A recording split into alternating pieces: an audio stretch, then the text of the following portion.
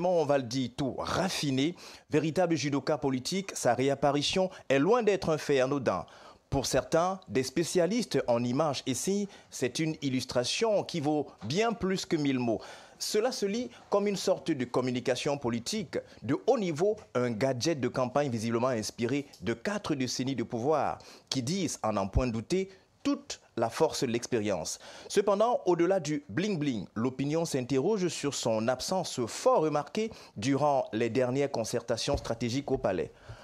Aussi rempli d'énergie comme trahissent ces images avec l'ambassadeur Thierry Marchand, le prétexte est tout trouvé pour comprendre l'éclat de son absence aussi prolongée qui a alimenté doutes et spéculations, tant même face aux évêques, le président n'a pas daigné se montrer lors des dernières rencontres stratégiques. De la diplomatie à la politique, le trait d'union est vite trouvé avec le G20 qui s'enrichit de 15 nouveaux membres. Les derniers rejoignant la barque donnent matière à réflexion. Le font-ils par pure conviction ou alors par opportunisme politique? Cette nouvelle épaisseur que prend cette opposition pro-Biya constitue-t-elle un nouveau poids politique important et stratégique pour l'homme du renouveau? Tenez, vendredi dernier, les membres du dit groupe ont fait une déclaration à Yaoundé réaffirmant leur soutien renouvelé au président Paul Biya, président sortant. Lui qui, selon eux, reste la personne indiquée pouvant apporter au Cameroun la paix, la stabilité, la démocratie apaisée, de l'élevation au Cameroun et surtout autres nations, au-dessus d'autres nations et même l'émergence. Ces mots sont ceux de Jean de Dieu Momo, membre du G20, président du PADEC et membre du gouvernement. De tels propos louangeurs qui semblent contraster avec le difficile quotidien des usagers de la route, par exemple, pour ne citer que cela, des routes qui sont loin d'être à l'image du grand Cameroun situé à 10 années seulement de son émergence. Bref, des louanges du G20 contrastent avec les désirs d'une aile dure de l'opposition qui appelle le changement de tous les vœux, mais qui a du mal à s'organiser pour l'atteinte de cet objectif. Une inorganisation sans doute qui a inspiré Jeune Afrique qui, le 25 août dernier, s'est interrogé si l'opposition camerounaise était la plus bête d'Afrique. Avec accent, nous ferons un zoom sur l'ordre et la sécurité publique avec un arrêt majeur sur cette image.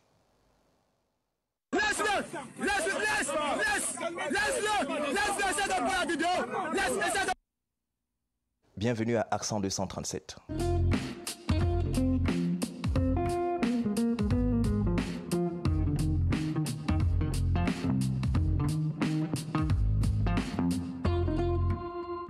Déjà en plateau avec nous, madame, messieurs, bonsoir. Nous faisons la présentation de nos panélistes, maître Claude Biliga. Bonsoir et bienvenue sur le plateau de Accent 237. Croyez-nous, nous sommes honorés de vous avoir ce soir. Merci de m'avoir invité. Vos plateaux me manquaient. Ça fait longtemps que je n'ai pas mis pied dans votre chaîne, oui, à l'Afro Média. J'arrivais ici quand vous étiez encore au tout début, tout à fait. Quand vous vous installiez. Je découvre un média qui est suffisamment bien installé et je vous tire un coup de chapeau. Alors je crois que tous ces hommages et tous ces honneurs reviennent justement au PDG Cyril Bojiko qui met de gros moyens, oui, pour justement donner à tous les travailleurs tout ce qu'on aperçoit à ce moment. Mais c'est bien. Et je voulais souvent dire que je suis Joseph Claude. Joseph Claude. Et non Claude. Voilà. Joseph Claude Biliga, pour la précision. Alors, tout à votre extrême droite, c'est un résistant, c'est un activiste social. Peut-être qu'avec lui, on abordera la question de la France-Afrique, entre guillemets, avec justement cette visite de Thierry Marchand. Alors, Essama, Blaise, André, bonsoir et bienvenue. C'est un plateau qui vous est familier. Oui, c'est une grande chance pour moi, le grand combattant Elon. C'est une chance parce que vous me permettez d'être comme ça en face du peuple camerounais comme Ruben Oumniobé l'a été. Le 13 septembre, nous allons commémorer sa disparition, mais aujourd'hui, c'est l'anniversaire de sa fille, Françoise Oumniobé, qui actuellement nous regarde depuis Yaoundé à partir de son téléphone parce que Eneo a précisé qu'il y a une coupure de lumière. Voilà l'élévation du standard de vie des populations dont parlait Oumniobé, qui est continuellement en train de se rabaisser en dehors des routes, en dehors de votre très belle maquilleuse qui a fait le tonneau. Je rappelle, mais elle m'a dit tout à l'heure, et Sama, je me porte mieux, les enfants sont moins traumatisés. Nous disons merci et beaucoup d'amour pour la chaîne télévision Balafon qui œuvre pour les biens et les personnes qui vivent sur le territoire national. C'est une grande chance pour moi d'être sur ce plateau. Merci André Blaise Essama pour ses propos. Alors justement, lui également, c'est un bon habitué de ce plateau. Christian Djok Nkongo, bonsoir. Bonsoir Raoul Xavier, bonsoir aux co-discutants et bonsoir aux nombreux téléspectateurs de Balafon TV. On va le rappeler, vous êtes communicant du PCRN, c'est le parti camerounais pour la réconciliation nationale. Je ne suis pas que communicant. Tout à fait, ça c'est entre autres. Je suis secrétaire national aux affaires politiques. Secrétaire national aux affaires politiques, tout à fait. De l'homme et aux libertés et porte-parole numéro 1 oui. du parti. Je suis donc la voix la plus autorisée pour parler au nom du PCRN. Et en ce moment, vous savez bel et bien, je profite, n'est-ce pas, de votre média. J'espère que cela va être rendu. Nous avons fait un meeting des plus grands qui n'ait jamais eu dans la ville balnéaire de Kribi. On a d'ailleurs dit justement que vous êtes allé dans le fief du RDPC et que vous avez réussi à rassembler les foules de ce côté-là. Est-ce que cela montre votre puissance politique? Est-ce qu'on va dire qu'avec ça, vous ne faites pas partie de l'opposition la plus bête? Ne répondez pas à cette question si vous le voulez. Non, je dois l'avouer évidemment. Oui. Moi, j'étais en train de dire merci aux populations de Kribi, de l'océan. Ce qu'on a vu, c'est du jamais vu. Vous savez qu'on aime taxer les politiques par rapport à leur appartenance tribale ou ethnique. Oui. Mais là, nous étions en dehors, n'est-ce pas, du fief. On avait dit un fief bassa, entre guillemets, dans l'océan. Nous sommes trouvés. Et vous voyez rassembler près de 4 000, 5 000 personnes. C'est des l'inédit. Or, le RDPC tout à côté avait organisé un meeting qu'ils ont déserté plus tard à la salle de fête. Vous avez influencé le RDPC, c'est ça? On a influencé. Le Kribi hier était tout en rose? En orange. En orange, pardon. Donc oui. la vague orange qui s'est levée à Kribi continue en ce moment même dans la Léquier, au Bala. Au moment où j'entrais dans ce studio, évidemment, le président arrivait au Bala. Il a fait le tour à Lobor, à Batienga, à Okola, où il a d'ailleurs été anobli. Du moins, on nous a toujours dit que le président va prendre son pouvoir à l'eau dans la Léquier. C'est ce fauteuil sur lequel on l'a toujours assis. Aujourd'hui, on a fait asseoir le président Kabal, comme pour dire, le président est là et nous appelons tous les Camerounais avec nous pour pouvoir, au soir du 12 octobre, d'ailleurs, aller voter le président Cabral, évidemment confirmer ce qui s'est lié et dans les eaux de l'océan hier et dans les eaux de la Sanaga, dans la Léquier ce jour. C'est des symboles assez forts. Je vous assure, je parle avec beaucoup d'empathie pour vous dire ce que nous avons vécu ça et là, atteste évidemment que ce que les Camerounais attendaient, le changement qu'ils attendaient est bel et bien là. L'image, le porteur, n'est-ce pas, d'espoir, le porteur de la rupture et du progrès est là. Et dès demain, nous prenons le cap pour le septentrion profond et notamment à Kousséri. Vous allez évidemment voir ce qui va se passer. Merci. Christian Djok Nkongo, vous avez vu mettre vos regards avec le sourire. Je ne vais pas parler d'admiration, peut-être que lui le dira lui-même. Simon Pierre Mahen, vous êtes de la société civile, un habitué de ce plateau Accent 237. Simon Pierre, comme l'autre Simon Pierre, l'habille peut-être. Bonsoir et bienvenue. Bonsoir Xavier Elon, bonsoir à tous mes co-discutants ce soir. C'est un réel plaisir pour moi de partager ce plateau une fois de plus avec les doyens qui sont ici, parce qu'il faut dire que pour que le socialiste, le défenseur des droits de l'homme, parce qu'il est en première place, Monsieur Sama qui est là, et puis Maître Claude Biliga, Joseph Claude Biliga, puisqu'il a précisé ça tout à l'heure, parce qu'il faut que tu associer ces prénoms-là. Donc c'est un réel plaisir pour moi d'être présent, et je dis aussi un bonsoir à tous vos millions de téléspectateurs qui nous suivent à l'instant. Merci beaucoup. Et justement, puisqu'on en parle, c'est d'ailleurs la première thématique qui ouvre le débat. Il vous souvient, quelques jours en arrière, l'ensemble des partis, notamment appartenant à cette opposition pro-Biya, s'est enrichi de nouveaux membres. 15 nouveaux membres font désormais partie du G20, cette opposition acquise à la cause du président. Et cela donne à s'interroger sur le poids notamment de cette nouvelle opposition sur les résultats électoraux, par exemple du président Paul Biya. Avec vous, Joseph Claude Biliga, le G20 finalement qui s'épaissit davantage, le RDPC, un parti qui charme ou alors un parti qui appelle ceux justement qui profitent de ce genre de moment pour se faire une sorte de santé financière via la politique. Santé financière ? Il se dit que lorsqu'on fait partie de la majorité présidentielle, notamment du RDPC, tout autour du RDPC, c'est que forcément, on ne sait pas par conviction, mais qu'on vise un intérêt qui, la plupart du temps, est un intérêt financier. Que voulez-vous que je veux reprendre ? Je voulais quand même redire que sous le G20, autant que je me souvienne, il y a à peine 2 qui ont eu des postes en 2018. On se souvient de Jean de Dieu Momo, du PADEC, qui est devenu ministre délégué et à la justice. Monsieur Bapot-Lipot de l'UPC. Honorable Bapot-Lipot, oui. Voilà, je crois qu'il est président du conseil d'administration. Les autres sont partis où? Et ils sont toujours là, n'est-ce pas? Peut-être qu'ils attendent. Ah non, oui, mais je veux dire 7 ans plus tard, et il y a 15 autres qui sont arrivés. Je pense que on aura pu justifier le fait qu'il y ait 15 autres qui arrivent par le fait que les 20 ont pu avoir des trempotins et que les autres se disent, voilà, il y a la nourriture pour tout le monde, on va y aller maintenant. Mais vous comprenez que votre logique, c'est-à-dire la conclusion à laquelle vous êtes tombé en disant c'est parce qu'ils vont à la mangeoire, et je vous explique que... De toutes les façons, nous ne concluons pas, nous portons juste les aspirations du peuple. Et moi je vous dis donc que la réalité indique que ces personnes, les 20, le garde-jeu 20, n'ont pas eu ce qu'on se serait attendu, c'est-à-dire de part... de gâteau de manière officielle. Donc je veux dire, je préfère mettre officiel parce que pourquoi on me dire oui, c'est officieux, mais ils n'ont pas eu. Oui. Donc les autres sont venus en sursaut. Ça veut dire que les autres viennent avec conviction. Ils viennent avec conviction parce qu'ils disent, ils ont quand même eu le temps de voir ce qui se passe ailleurs, je veux dire dans l'opposition. Ce qui se passe dans l'opposition, et c'est pas, quand ce François Soudan parle, c'est pas moi qui lui ai donné la parole, je veux dire qui lui a prêté le mot. Quand il parle de l'opposition, je ne veux pas dire ce qu'il a dit par la suite, c'est pas l'opposition la plus bête. Moi je ne le dirais pas, c'est pas légal, je veux dire, c'est pas dans ma nature de dire des choses pareilles, mais je veux dire que si ces personnes qui étaient de l'opposition partent de l'opposition, surtout un monsieur comme Djamed qui a été très très virulent, je me rappelle encore ce qu'il disait du président Biya, qu'aujourd'hui se rend compte que la réalité, sa place n'est pas dans l'opposition, mais plutôt du côté du pouvoir, de la majorité présidentielle. Ça veut dire qu'il y a un problème dans l'opposition.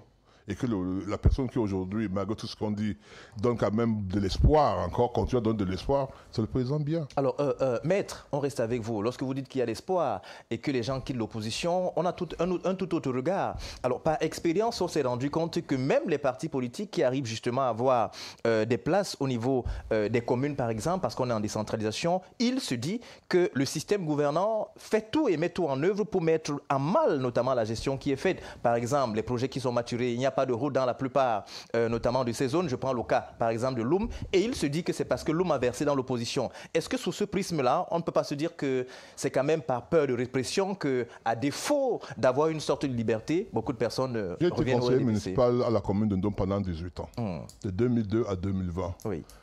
Pour ceux qui sont sur ma page, vont vous montrer. Ils peuvent voir l'image que j'ai produite il y a moins d'une semaine, parce que j'ai enterré un de mes frères samedi la semaine dernière, et j'ai publié comment j'ai eu à marcher à pied.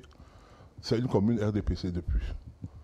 Donc, c'est pas vous comprenez. Tout à fait. Nous allons continuer à voter le RDPC. Donc, ce n'est pas une question parce que c'est Loum dans l'opposition. C'est un exemple parmi tant d'autres. Je vous donne des exemples des communes du RDPC qui subissent, si vous voyez, le même problème de route que les communes tenues par l'opposition. Et moi, chaque fois que je dis, je vais même toujours dire que l'opposition ne peut pas faire mieux. En fait, je vous donne un exemple banal.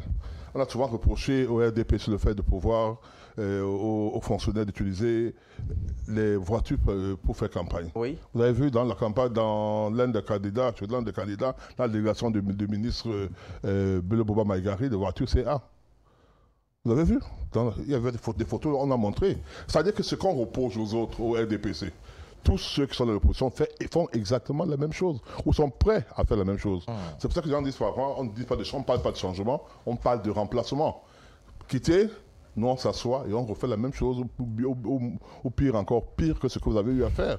Ce matin, je suis avec des gens sur la liberté d'expression au Cameroun. Je leur disais, il faut être de mauvaise foi pour ne pas comprendre, pour ne pas dire, pour ne pas avouer qu'il y a plus de liberté aujourd'hui qu'il y avait avant, ou que dans plusieurs pays africains, peu de pays africains peuvent se taguer la liberté. J'ai toujours eu à dire qu'il y a des reproches qu'on peut faire. Le fait qu'on interdise, par exemple, un meeting. Aujourd'hui, le PCR a fait son meeting, ça fait mal à qui? À personne. On peut donc laisser faire les meetings, comment entendre les laisser, sans que ça ne perturbe l'ordre public. Voilà, vous nous amenez justement à poser cette question, oui. Maître Joseph-Claude Biliga, si le PCRN a effectué son meeting, pourquoi d'autres partis, par exemple, se voyaient interdire notamment ces meetings? Il se dit que vous aviez peur, ou du moins le RDPC avait peur de ces partis-là. C'est ce que je suis en train de vous dire. Moi, je l'ai toujours eu, j'ai eu à le dire depuis que je suis là, j'ai toujours dit. Parfois, les autorités préfectorales font une sorte de contre-campagne contre les RDPC. Alors, vous le dites? Si, je le dis. Dans ce sens qu'en faisant de l'interdiction, on donne une image négative qui n'est pas réelle du RDPC. Mais le RDPC ne réagit pas. Le RDPC a peur. Or, vous savez que nous sommes aujourd'hui le seul parti politique qui peut organiser le même jour 365 meetings. Je ne sais pas combien de communes, excusez-moi si je double. Oui, 360 plus 14, voilà. Les communautés urbaines. Partout, dans tout le pays, avec au moins 5 000 à 10 000 militants, je veux dire au moins. Donc, lorsque mes frères de PCRN se réjouissent d'un meeting fait à Kribi, je leur dis faites-le même jour dans les 360 communes. On verra si vous avez plus de militants que les RDPC. Non, c'est ça la réalité. C'est-à-dire que, donc moi je dis, on n'a pas besoin de leur interdire de faire un meeting, alors que nous on peut le faire sur tout le manteau de force de frappe à n'importe quel moment. C'est ce que je dis. Je dis, lorsqu'on fait, on interdit par un meeting. L'inconvénient, c'est quoi? C'est qu'on crée des victimes. Des personnes qui vont dire, ben, on nous a interdit, c'est pour cette raison qu'on n'a pas pu montrer que nous sommes forts. Oui. Alors qu'en réalité, ils ne sont pas forts. On leur donne des motifs qui me permettent de... Et en plus, on présente le Cameroun comme étant un pays où il n'y a pas de liberté. Il y a liberté d'expression, liberté de manifestation. Alors que le temps que nous avons sur ces plateaux, par exemple, je n'imagine pas ça dans beaucoup de pays. Et je sais que certains partis politiques, s'ils arrivent au pouvoir, vous n'aurez peut-être pas l'occasion de parler. Vous n'aurez même pas l'occasion d'intervenir ou bien de faire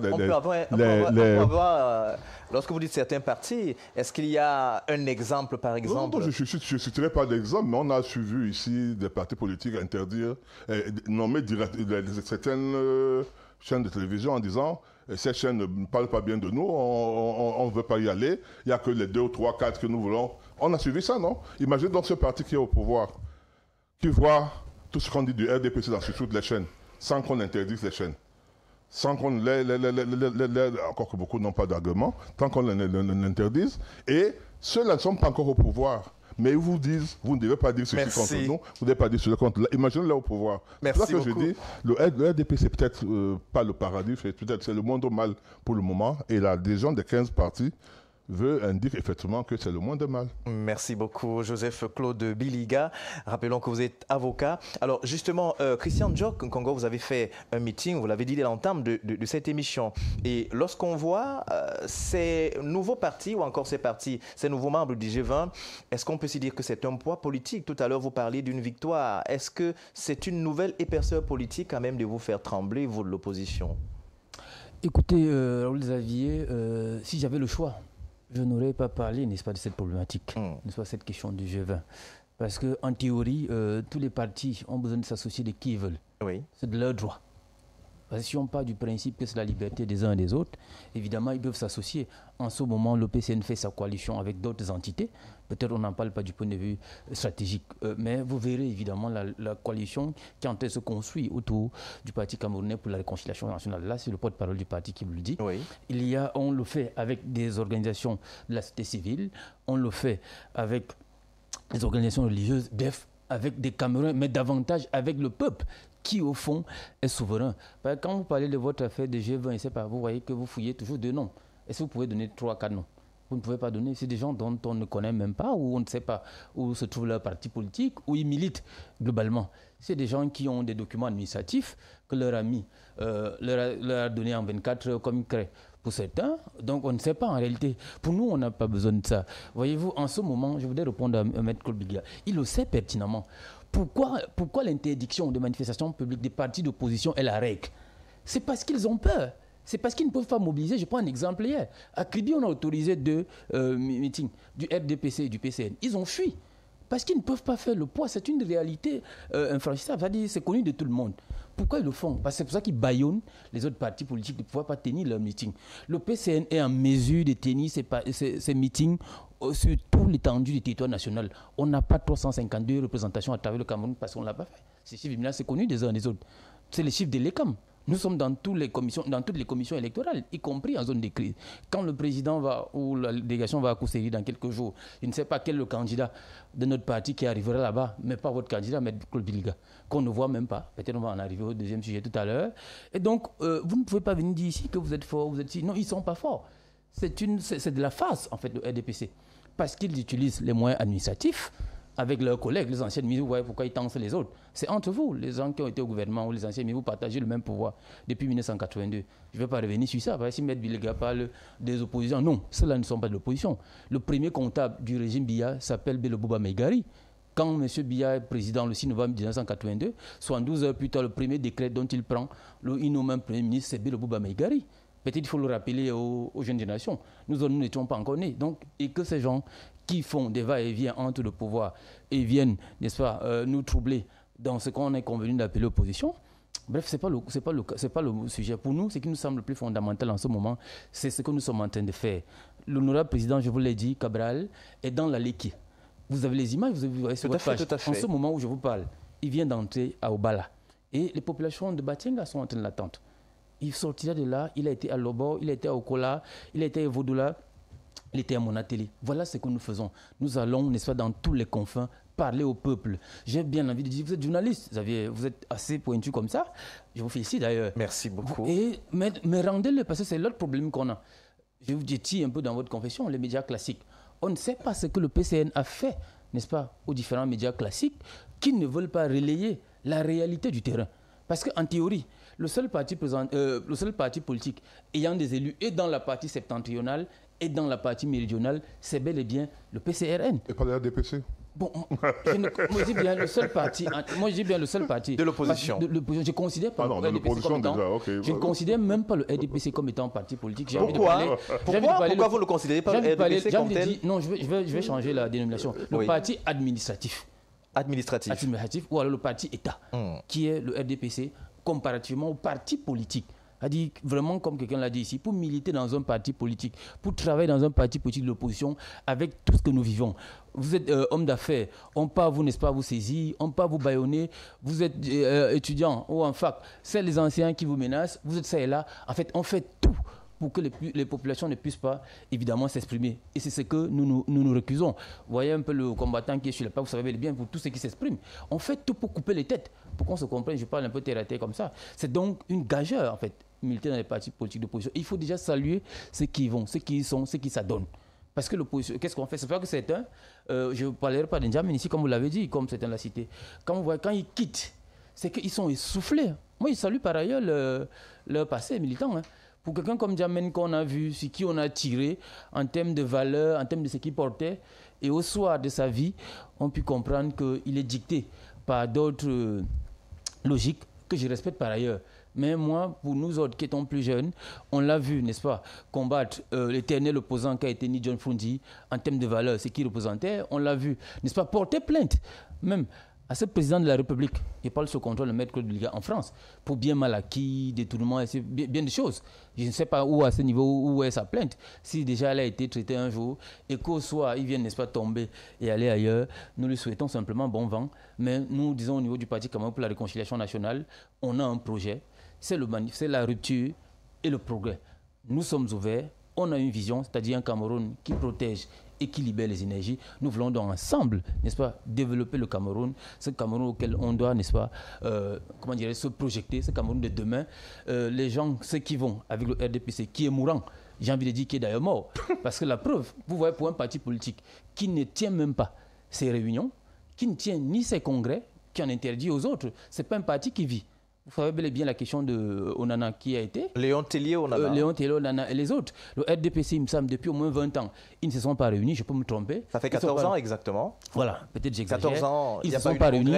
C'est pas possible pour un parti politique. Comment ils font pour fonctionner? Et c'est comme ça qu'ils transposent, n'est-ce pas, ils dupliquent cette malgouvernance dans, n'est-ce pas, les sphères étatiques. La preuve, les conseils.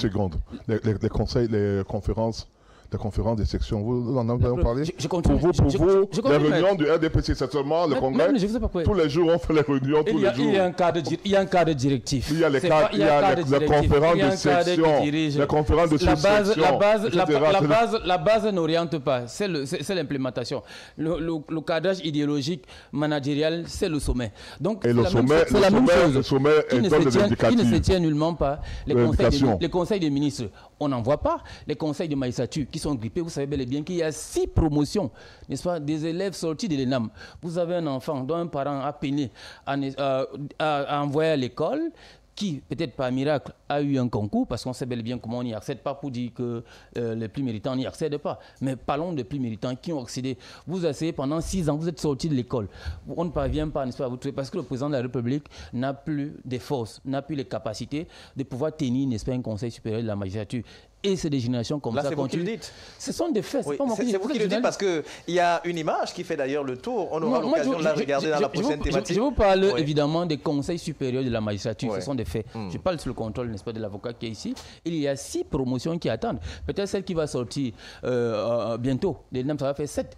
Il ne va pas pouvoir tenir. Où sont ces jeunes? Est-ce que vous pouvez savoir ce qu'ils subissent?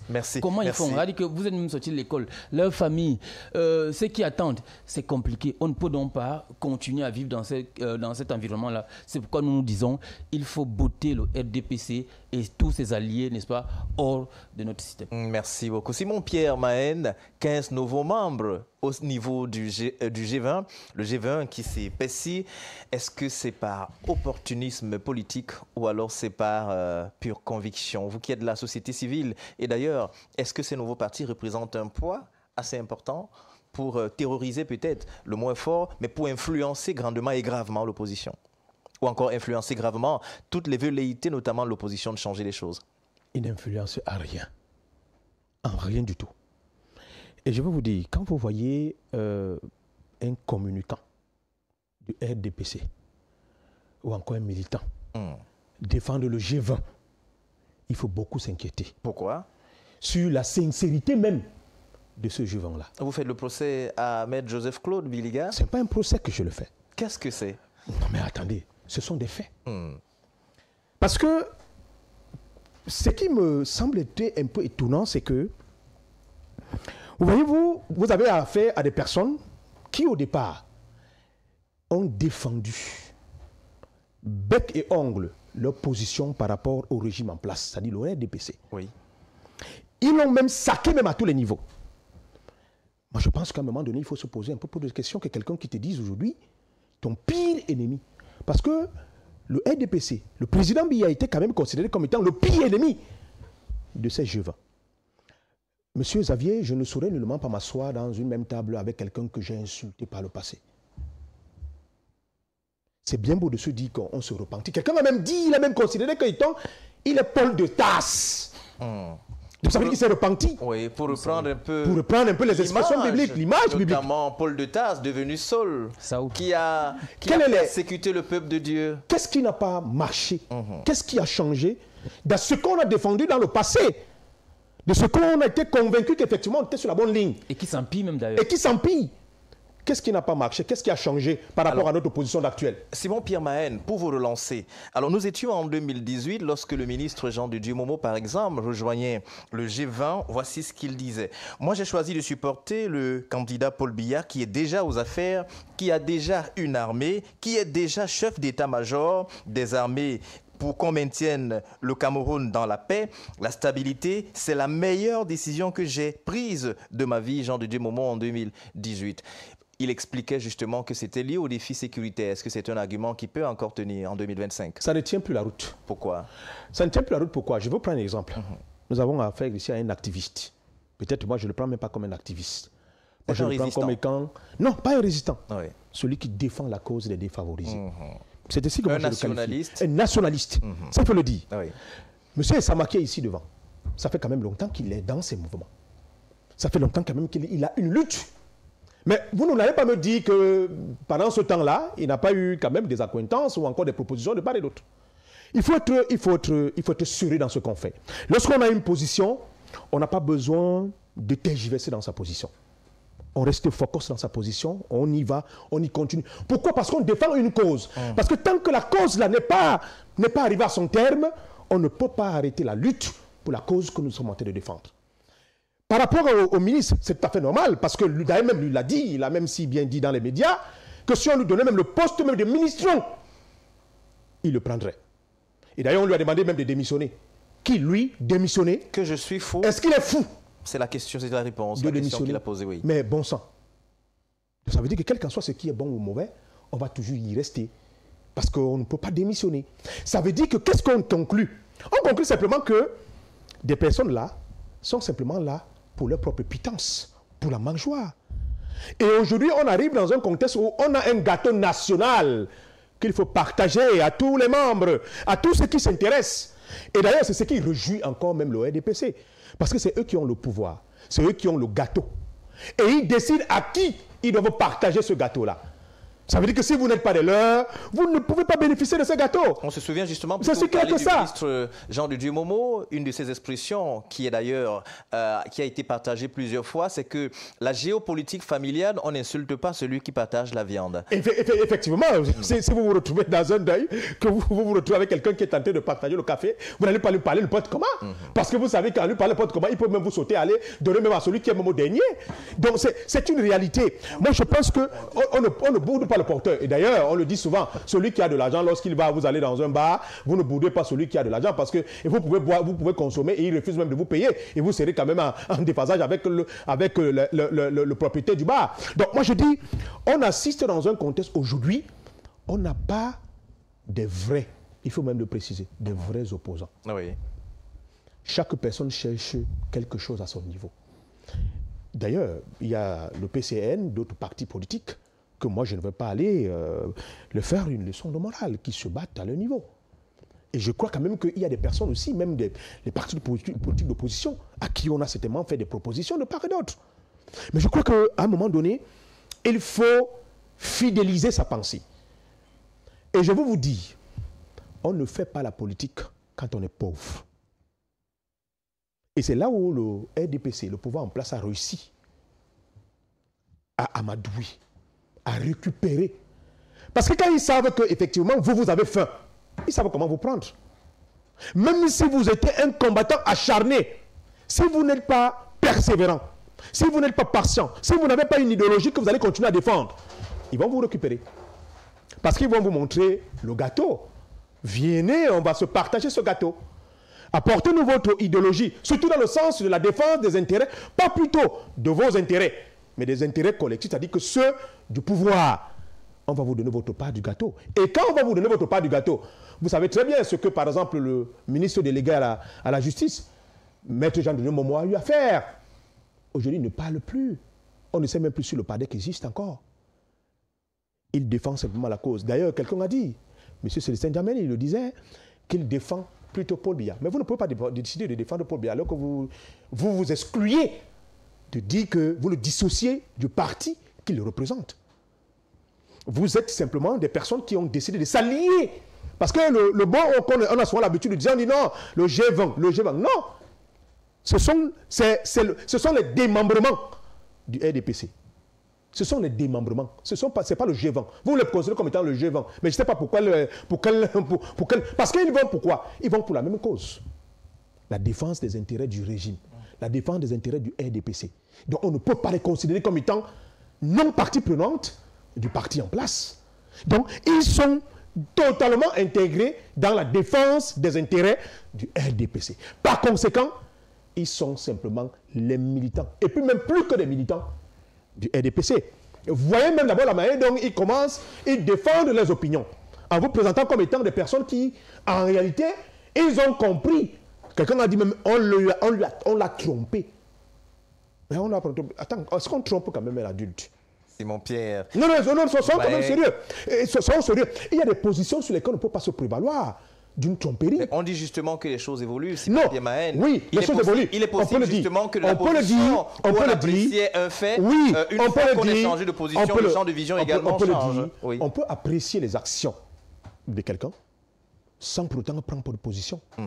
Il faut être réaliste. Merci. Simon-Pierre Mahen.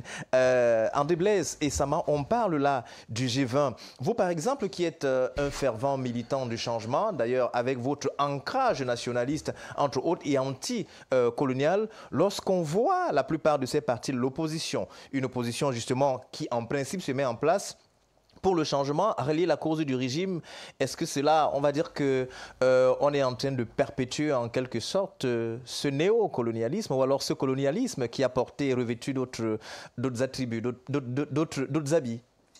Avant de répondre à votre question, combattant Elon, j'aimerais rappeler que nous avons les photos de Oumyobé ici et des livres qui parlent de lui. Et lorsqu'on prononce ou on évoque ce nom, on évoque le nom de ceux qui sont morts pour la patrie et dont pour l'instant, que ce soit les tombes, elles sont abandonnées. Que ce soit leur idéologie, elles sont abandonnées. Abandonnées par trahison, c'est-à-dire par des personnes qui ont juste l'esprit de manger, les opposants de nourriture, c'est-à-dire des personnes qui partent, pas pour l'intérêt du peuple, mais sont censées défendre le peuple. Quand on regarde les routes, quand on regarde le manque de lumière à Yaoundé affiché, il faut avoir peur de continuer de le faire quand on voit la photo de ce monsieur et où est sa tombe. Je parle de notre héros national, Oumniobé, qui dans 13 jours, nous allons encore être obligés avec Françoise Oumniobé, Hermine Oumniobé, Maman Louise Mekafossi, être sur sa tombe pour encore pleurer parce que sa tombe est dans le béton. Après que les Français aient assassiné, on a traîné son corps. Maintenant, je reviens à votre réponse. Vous pouvez vous rendre compte, bien évidemment. Je suis obligé d'enlever mon chapeau parce que ça fait tellement mal de voir ces injustices sur des personnes mortes pour la patrie et dont on est encore en train de perpétuer, pour ne pas dire transmettre le gène de la trahison, de la traîtrise à d'autres générations. Heureusement que Balafon est là pour recadrer. Alors si on vous comprend bien, André Blaise Issama, est-ce que cette opposition qui se rallie au régime, c'est de la traîtrise? C'est les Maïmatip, c'est des traîtres, c'est des Yabga. Je le dis et j'appuie. Permettez-moi de le dire. Quelqu'un qui a été déterré, quelqu'un qui a été déterré. Est-ce que vous savez qu'actuellement sur le site internet du ministère de l'administration territoriale, le nom de M. Anissé Kane est revenu? Et il faut peut-être être très clair. Personne ne peut avoir investi M. Yebga Dieudonné sans que nous soyons témoins d'une... Même dans un journal, je n'ai jamais suivi au journal de Balafon ou Radio Balafon que voilà M. Yebga qui a été investi. Je regarde toutes vos pages Facebook. Hein. Regardez, actuellement sur la page Facebook Balafon Télévision, je ne sais pas si c'est parce qu'il y avait l'événement du 4e pouvoir, vous n'êtes pas en ligne sur Facebook. C'est ce que j'étais en train de regarder et je dis encore au réalisateur, vraiment s'il y a possibilité de mettre l'émission après. Mais prenez très au sérieux ce que je vais dire. Beaucoup de gens suivent les médias au Cameroun de manière très minutieuse. Je parle de tous les pays du monde, que ce soit les Ivoiriens, que ce soit les Ghanéens, que ce soit les Burkinabés, ils sont en train de suivre les informations. Même Balafon est suivi là-bas. Donc on ne s'amuse plus avec le sang versé. S'il y a quelqu'un qui peut verser son sang parmi ceux qui sont en train de nous regarder et qui peut manquer de respect à la population ou au peuple camerounais, que ces personnes viennent sur ce plateau. Alors, André Blaise Issama, pour rester dans le sujet, notamment du G20, oui. Est-ce que c'est une trahison, la plupart de ces partis politiques qui ont rallié la cause? Et si on pose la question ainsi, est-ce que selon vous, c'est une opposition qui a un poids assez important, à même d'influencer les prochains résultats à la suite du 12 octobre prochain? Après avoir remis mon chapeau, qui m'a été bientôt soigneusement offert par le grand roi Soukoudou Jean Rameau, vous connaissez bien sûr de qui je parle, le roi de Bamedjou, je vais rappeler que je fais là, c'est GFM, donc ils ont faim. Et Oumniobé disait, l'indépendance, la réunification avant le pain quotidien, c'est-à-dire nos papas n'ont même pas mangé, se sont levés le matin, n'ont même pas brossé leurs dents. Mais disait, c'était le slogan de Oumniobé, la réunification et l'indépendance avant allez-y, le pain quotidien. Le pain. Et vous savez pourquoi Ruben Oumniobé utilisait cette expression? Parce qu'il était chrétien. Et malheureusement, je dis chrétien parce que même l'Église catholique a refusé de poursuivre sa déclaration comme quoi Oumniobé pouvait être un chrétien que tout le monde va adopter parce qu'il a été excommunié. Voilà un enfant qui a été un vrai Africain et qui a subi toutes les injustices dans sa vie. Un homme de lumière. Et quand Oumniobé disait, parce que dans une prière de notre Père dans l'Église catholique, on dit notre Père qui est dans les cieux. Et on parle du pain quotidien. Donc nos pères avaient une obsession de ne pas laisser, que ce soit l'Angleterre, la France ou l'Allemagne, continuer d'être sur notre sol. C'est pour ça qu'ils étaient franchement anticolonialistes, franchement anti-impérialistes. Et puis, ceux qui sont donc là, qui parlent du GFM, nous avons des audios de M. N'Djamène qui dit, ben attends, on ne fera pas une fixation. Permettez, il était sur ce plateau, s'il peut venir ici, on va lui demander de se redire, il va se dédier, peut-être. Parce que beaucoup ne sont pas capables de répéter. Même Maître Momo Jean de Dieu, et peut-être je ne vais pas manquer de respect, il m'a défendu hein, à l'époque, comme il avait défendu Mbouamassor. Mais il est inconcevable que ces personnes qui ont défendu Essama, qui ont défendu Mbouamassor, comme Momo Jean de Dieu, osent encore dire que Ernest Ouandi, c'est le Free Marshal. Et c'est là où il y a une contradiction. On se demande qu'est-ce que cet homme qui dit je veux me mettre ministron, c'est-à-dire qu'il a pour lui l'ambition de remplir sa panse. Au lieu de faire comme le professeur Oyono qui dit ma pensée n'est pas guidée par ma pensée. Mon ventre ne guide pas ma pensée. Il faut l'urgence de la pensée. Il faut remettre à jour tous les Camerounais qui comprennent le combat que nos pères d'indépendance, comme Fossi Jacob, à 40 ans, a décidé de dire je meurs pour le peuple camerounais. Parce que j'en ai marre de voir des Français comme le commandant Outad jeter nos compatriotes dans les chutes de l'Amitié. Il s'est saisi de ce gendarme français et les deux sont tombés. Il faut rappeler cette histoire parce que beaucoup de nos militaires n'ont pas compris que plusieurs Africains revivent les mêmes choses. Un militaire sans idéologie politique, un gendarme sans idéologie politique est un criminel. Alors vous citez là Thomas Sankara. C'est important de citer. Quelqu'un qui a la capacité de porter une arme, qui peut cracher le feu et entraîner la mort, sans idéologie, c'est un assassin en puissance. Maître Joseph-Claude Biliga, je n'ai même pas eu le temps de parole. On reviendra combattant justement. Alors, il y a cette expression qui a retenu l'attention, c'est celle de David Lobet, un cadre de l'UPC, de l'UMS, pardon, qui a qualifié les nouveaux membres du G20 de boutiquiers politiques. Cela va quand même en contradiction avec tout ce que vous avez dit un instant. Non, je ne défends pas le G20. Je n'ai pas été mandaté pour ça. Oui. La deuxième chose, je croyais que j'avais en face de moi, comme copanéliste, entre guillemets, adversaires, c'est-à-dire du PC, je veux dire le PCRN et le représentant un peu le nationaliste. Je ne savais pas que la société civile aussi était devenue l'opposante. J'aurais souhaité avoir en face de moi des gens qui sont un peu objectifs lorsqu'ils sont dans la société civile, mais pas une société civile opposante. Alors justement, il n'y a pas un parti politique qu'on appelle l'opposition. Ceux qui aujourd'hui sont dans l'opposition, si le PCR revient au pouvoir, vous allez voir que les mêmes pics qu'on envoie au RDPC, ils vont recevoir les mêmes pics. Ils vont recevoir les mêmes pics. Donc ce n'est pas une innovation. Lorsqu'on est lorsqu'on est président d'une association par exemple, on a toujours de l'opposition. Donc je vais au niveau le plus bas. Oui. Même au sein de nos familles, quand vous êtes chef de famille, vous avez des oppositions. Tout à fait. Donc nous sommes habitués à ça. Nous avons la carapace pour encaisser les flèches et autres.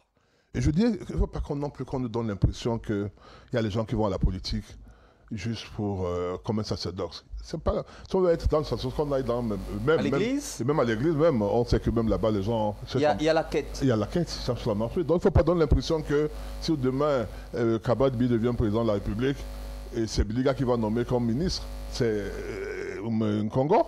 Et Congo, quand il sera nommé, il ne va pas dire ok. Comme je suis nommé, je suis nationaliste, je ne suis pas pour ma panse, je ne vais pas manger, on ne va pas me payer, le salaire, ça ne me sert à rien. Alors là, c'est du réalisme politique, là. C'est ça que je suis en train de dire. Donc il ne faut pas donner l'impression que parce que Momo ou quelqu'un d'autre va supporter le RDPC, c'est pour son ventre. Comme si ceux qui sont à l'opposition, qui aspirent au pouvoir, ne le font pas parce qu'ils vont vouloir manger. Comme ils vont le faire d'une manière comme un sacerdoce. Tout à fait bénévole. Sans manière bénévole. Vous y croyez? Donc je suis souvent lorsque j'entends les gens dire ça. Oui, la panse est guidée par la panse. Toutes ces personnes-là, nous savons tous que lorsque ces personnes iront au pouvoir, elles chercheront à faire exactement ce qu'on reproche à ceux qui sont là aujourd'hui. C'est pour ça que j'ai parlé tout à l'heure, non pas du changement, mais du remplacement. Quittez, on prend votre place, on fait exactement ce que vous voulez. Je voulais donner un exemple tout à l'heure, on a voulu botter ça en touche. Voilà un opposant qui utilisent les voitures administratives. Oui. Dans les mairies qui sont dirigées par un certain nombre de partis d'opposition, même dans les villages, vous allez voir avec les voitures. Ils font exactement ce qu'ils opposent au maire de RDPC, par exemple, qui envoie les voitures de la CA faire, je veux dire, la commune, aller faire le marché avec la dame, les femmes, etc. C'est à partir des choses simples comme ça qu'on essaye de voir de quoi il s'agit. C'est-à-dire qu'il ne faut pas qu'on nous dise, oui, nous, quand on va venir, on n'est pas guidés par le ventre. Vous êtes tous guidés par le ventre. Qu'on ne vous mente pas, tous sont guidés par le ventre, pas seulement l'intérêt national. Si c'est l'intérêt national, ils vont dire, ok, nous on va le faire, si on est élu, on n'aura pas de salaire, on va travailler pour l'intérêt national. Non, c'est pour le ventre également. et même ceux de la société civile qui font du bruit, parfois c'est qu'on les remarque et que demain, lorsque le gâteau... Une sorte de clientélisme politique, c'est ça? Aussi simple que ça. Bon, moi j'aime suivre le discours nationaliste. Je n'ai pas vécu cette période-là, je n'ai pas les indépendances. Mais j'ai eu la chance de vivre dans une zone assez UPCiste, je suis de la saga maritime. Et j'ai écrit un livre où je parle sérieusement de l'UPC, beaucoup. C'est qu'on m'a raconté. J'ai eu par exemple ma soeur qui a failli être kidnappée par les UPCistes. Ne venez pas me dire que tout c'était les nationalistes. Vous ne voulez pas me dire ça. Donc, lorsque par exemple Libye Lobé dit certaines choses et qu'on l'attaque, il y a ceux qui ont vécu les vraies choses. Moi j'ai vécu ça à travers mes parents qui racontent comment ils ont souffert par des actes qu'on appelait à l'époque le maquisard. Mais mon village a été déserté et jusqu'en 1971, après la mort de Wandji, on avait fait ce qu'on appelait le magroupe, le regroupement. On disait magroupe. On prenait des gens, on les amenait en dôme. Mon village était vide de tout le monde. Et ceux qui venaient par exemple faire les champs, on vous arrêtait, on vous considère comme un maquisard. Si c'est les maquisards que vous arrêtez, vous considérez comme étant ce qu'on appelait les grands codes, c'est-à-dire on appelle ces gens-là les traîtres. Les traîtres. Donc c'est les réalités. Donc je veux bien qu'on parle qu'on béatifie tous ceux qui ont été nationalistes. Oui, je suis gêné de parler de ça. Mais je dis, n'exagérons pas. N'exagérons pas. Il y a des gens, effectivement, qui ont mis en avant le nationalisme, nous le reconnaissons. Mais il y a certains également, parmi les nationalistes, qui ne l'étaient pas et qui ont posé des actes qui sont des actes condamnables. Il faut bien que M. Sama le dise. Il ne faut pas qu'il pense que d'un côté, il y avait les gens nationalistes qui étaient rien que des bons messieurs, etc. Pas du tout. Il y a eu, moi, le sang a été versé dans ma famille. Il ne faut pas me l'empêcher. Pour m'empêcher de dire que dans ma famille, il y a des gens qui ont souffert de ça. Alors, donc, je veux dire, je reviens un peu pour répondre, tout parce que très facilement, on va vous dire, nous sommes nationalistes, on est ceci, les autres, ceci. Non, moi, je n'aime pas parler des gens comme les Oumniobé qui, pour nous, représentent quelque chose, ou les Wandji, etc. Mais n'exagérons pas non plus. Nous donner l'impression qu'on est nationaliste, on est parce qu'on vient de boulonner un truc comment on appelle ça? De général Leclerc, alors là, on se rend compte que ça et ça m'apprend une balle. Mais oui, mais il ne faut pas non plus penser que c'est ça. Et être nationaliste, c'est également se respecter la loi de la République. Alors, si on revient au sujet, Maître Joseph-Claude Biliga, en une minute, on se rend compte évidemment que le RDPC, qui voit d'autres partis tourner autour de lui, a également perdu d'autres alliés forts. C'est le cas par exemple de Bello Boba Maïgari avec l'UNDP. C'est le cas également notamment du FSNC de Issa Tiroma Bakari. Est-ce que le RDPC pourrait trembler dans la partie Grand Nord du Cameroun avec ses entre guillemets désertions? Vous avez lu l'article du Jeune Afrique. On est dans un système où on vote. C'est un tour. Hein. Je vous ai dit tout à l'heure, mon fils Nkongo disait qu'ils peuvent danser sur le même... Je veux dire, ils peuvent faire les meetings de la même manière que le RDPC. C'est pas vrai. Je vous ai dit, le 24 mars, par exemple, lors de notre anniversaire, vous savez comment ça se passe? On fait des meetings partout, pas seulement dans le niveau de l'arrondissement, même dans les villages. Quel parti politique peut le faire ici? Nous pouvons le faire. Non, vous ne pouvez pas, ne racontez pas. Vous êtes même capable de mettre les scrutateurs dans tous les bureaux de vote. Vous le savez très bien. Donc, je veux dire, ce n'est pas ça le problème. C'est pas ça le problème. Le RDPC aujourd'hui est un parti qui est fort. Qu'il soit parti administratif, qu'il soit parti... Sachez que... Est-ce que cette force n'est pas en train d'être diluée? Il vous souvient qu'il y a 2 jours de cela, un maire a failli être lynché simplement dans la partie Grand Nord parce qu'il a appelé à voter le président Paul Biala également son défait. Oui, pour combien? Sur combien? Pendant ce temps, vous arrivez à aider, à vous trouver que lorsque le RDPC fait un meeting, c'est tout le monde qui est là. Vous arrivez à je ne sais pas quoi. L'exemple du Grand Nord n'est pas anodin parce qu'on dit que c'est justement le vivier du chef de l'État. Est-ce que c'est tout? Vous n'avez pas vu tout le Grand Nord, le RDPC fait faire un meeting récemment? Ça fait pas 2 ou 3 jours. Vous n'avez pas vu ça? On a monté dans la télévision, le RDPC fait un meeting. Ouais, dans le Grand Nord. Pas parce qu'il y a un incident quelque part. L'incident peut être créé par 2, 3, 4, 5 personnes. Ou par une manipulation des personnes. C'est suivi. C'est pas ça qui va donner. C'est pour cette raison que je vous ai dit que pour moi, il faut très souvent laisser, par exemple, les partis d'opposition faire leur meeting. Oui. Ils vont le faire, ou bien la conférence, ils vont faire une conférence, il y aura 3, 4, 5 médias qui vont venir. Après, lorsque les médias vont partir, ils vont, le soir, on va parler, on va donner 1 minute pour parler de ça et c'est fini. Par contre, lorsqu'on interdit, ça devient un événement. Ça devient, le Cameroun est un pays de dictature, etc. etc. Alors qu'on aurait pu laisser ces personnes parler, c'était devait passer comme une lettre à la poste. Merci. Alors, vous réagissez rapidement, Joseph. J'allais dire, André Blaise. Nos pères d'indépendance ici, c'est mort pour la patrie. Et spirituellement, il y a des réponses qui vont sortir. Maître Biliga ose dire un nationaliste. Et après, il dénigre l'acte qui m'a permis d'être un nationaliste. Puisqu'il dit, ça ne suffit pas d'aller à Bonadjo.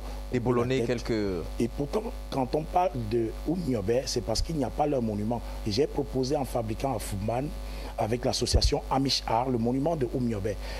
Tonnerre, plutôt que de me poser le monument de Oumniobé, a préféré m'envoyer en prison. Mais Biliga est au courant, puisqu'il sait que Oumniobé, ce n'est qu'à Ezeka, là où on a fait ce qu'on appelle une ethnicisation. On a fait en sorte que c'est dans le pays Bassa. Or, Oumniobé va au-delà même du Cameroun, puisqu'il a inspiré les Nelson Mandela, il a inspiré les Patrice Lumumba, il a inspiré les Kwame Nkrumah. Oumniobé aujourd'hui est une figure christique même dans les églises. Vous priez au nom de Oumniobé que certaines femmes tombent à scène, elles tombent à scène. Je vais vous dire sincèrement, je vous parle parce que je suis aussi un homme spirituel. Oui. J'ai été plusieurs fois provoqué, comme là maintenant. Monsieur Maître Biliga ose demander encore. Oumniobé, oui, mais, il dit mais. C'est pour donc dire que on comprend que Paul Biya ne s'est jamais prosterné sur la tombe de Oumniobé parce qu'effectivement, il a enveloppé les Camerounais avec la frappe qui s'appelle rigueur et moralisation. Puisque quand vous êtes un homme de la moralité publique acceptable, la dignité ne manque pas. Il y a de la dignité dans votre comportement. Son parti s'appelle Rassemblement démocratique du peuple. Où est la démocratie quand il n'y a pas d'alternance après 43 ans? Allons-y très clairement. Où est l'alternative? Pour ne pas dire dans quelle direction allons-nous avec un papa qui a 93 ans et qui ne peut même pas faire un conseil de ministres, qui avait promis rigueur, moralisation, même sur la fortune publique. Et allons-y simplement. Opération Épervier, où sont les résultats, Maître Biliga? Vous qui êtes un grand avocat, défendez un peu Paul Biya. Puisqu'il avait lancé l'opération Épervier dans le but de nous permettre d'avoir un résultat et surtout des solutions. La solution, c'est laquelle? Lorsqu'on voit des routes, on voit les Camerounais en train de commander encore un petit ambassadeur français. C'est le sujet, bien sûr. Mais je veux juste parler de cette France-Afrique qui continue d'être prospère au Cameroun. Ou pour connaître même l'état de santé du président de la République, on est obligé de passer par des personnes. Où est donc le nationalisme prétendu avec le livre qu'ils ont à Yaoundé, libéralisme communautaire? On fait des tomes. 2e tome, 3e tome, pour un livre qui date de combien de temps? Et ça m'a permis de... Même Paul Biya n'a jamais expliqué son livre. Mais voici mon livre ici, Résistance, et je vais expliquer très clairement en 3 mots.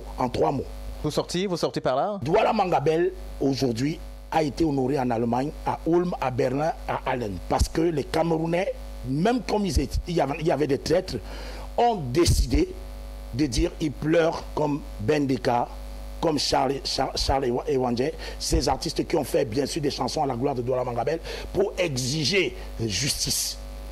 La deuxième partie de ce livre Résistance, c'est également la possibilité pour les femmes du Nord-Ouest Sud-Ouest qui ont résisté contre la violence anglaise, où elles ont créé même un rite qu'on appelle Anlou, où elles se sont déshabillées carrément pour dire vous n'allez plus continuer de nous taxer avec les impôts depuis l'Angleterre pour nous soumettre. Et la troisième, c'est la décolonisation des rues, puisque Maître Biliga dit que c'est un geste de vandale. Je vais rappeler que depuis l'Afrique du Sud, où les Sud-Africains avaient été écartés de tout suffrage universel, lorsque une loi n'est plus juste, on s'attaque à cette loi. Moi, je violerai la loi tant que Maître Biliga va continuer d'accepter que Douala Mangabel n'est pas un honneur à la dimension de son sacrifice. Je retournerai en prison, permettez. Non, nous devons rappeler que nous sommes à la télévision. Je suis effectivement libre de ma pensée. Beaucoup de personnes nous regardent. Et violer la loi, c'est quand même... Je violerai la loi d'aller détruire les monuments des colons. Je dis, moi et Sama, chaque fois qu'il y aura obstruction sur la mémoire de mes héros nationaux, j'entrerai en prison et j'entrerai au cimetière. Oui, je dois dire une chose. Hein. Si on est en une minute, oui. Si on est sur le plateau, il ne faut pas déformer les paroles des gens. Oui. Et donner l'impression que on veut envoyer les gens à la vindicte populaire. Je n'ai jamais parlé mal de Oumniobé, je n'ai jamais parlé mal de Douala Mangabé, je n'ai même pas parlé de son nom, je n'ai même pas cité son nom. Lorsque vous venez dire devant le plateau que j'ai dit que je vous l'ai dit, non, essayez d'être calme, on me dit en anglais, calm down. Votre nationalisme, exercez-le, ne l'exercez pas en mentant, en disant des choses qui ne sont pas vraies devant tout le monde où je n'ai pas dit cela. Vous n'êtes pas plus nationaliste que moi. Merci. Vous n'êtes pas plus UPCiste que moi. Merci beaucoup pour cette... Il faut aller voir ce que je parle de l'UPC là-dedans. Merci. Revenons seulement en arrière. Merci beaucoup. Je n'insulte personne. Je n'insulte personne. Ce que je dis, c'est les faits. Que ma soeur a failli être kidnappée, que mon village a été déserté. Merci. Ça, c'est les faits. Merci infiniment. Il a oublié merci infiniment, Joseph-Claude Biliga, pour cette précision. Ça en valait certainement la peine pour que les choses ne soient pas déformées. Ce sera en une minute, justement, Simon Pierre-Mahem, parce qu'il va bien falloir parler d'autres choses sur ce plateau. Alors, avec ce G20 qui se constitue, on a parlé justement tout à l'heure d'opportunisme politique, mais également en voyant toutes ces personnes qui se réunissent et qui font en sorte que Jeune Afrique, par exemple, parle d'une opposition bête. Est-ce qu'on peut se dire que cette logique qui vise à...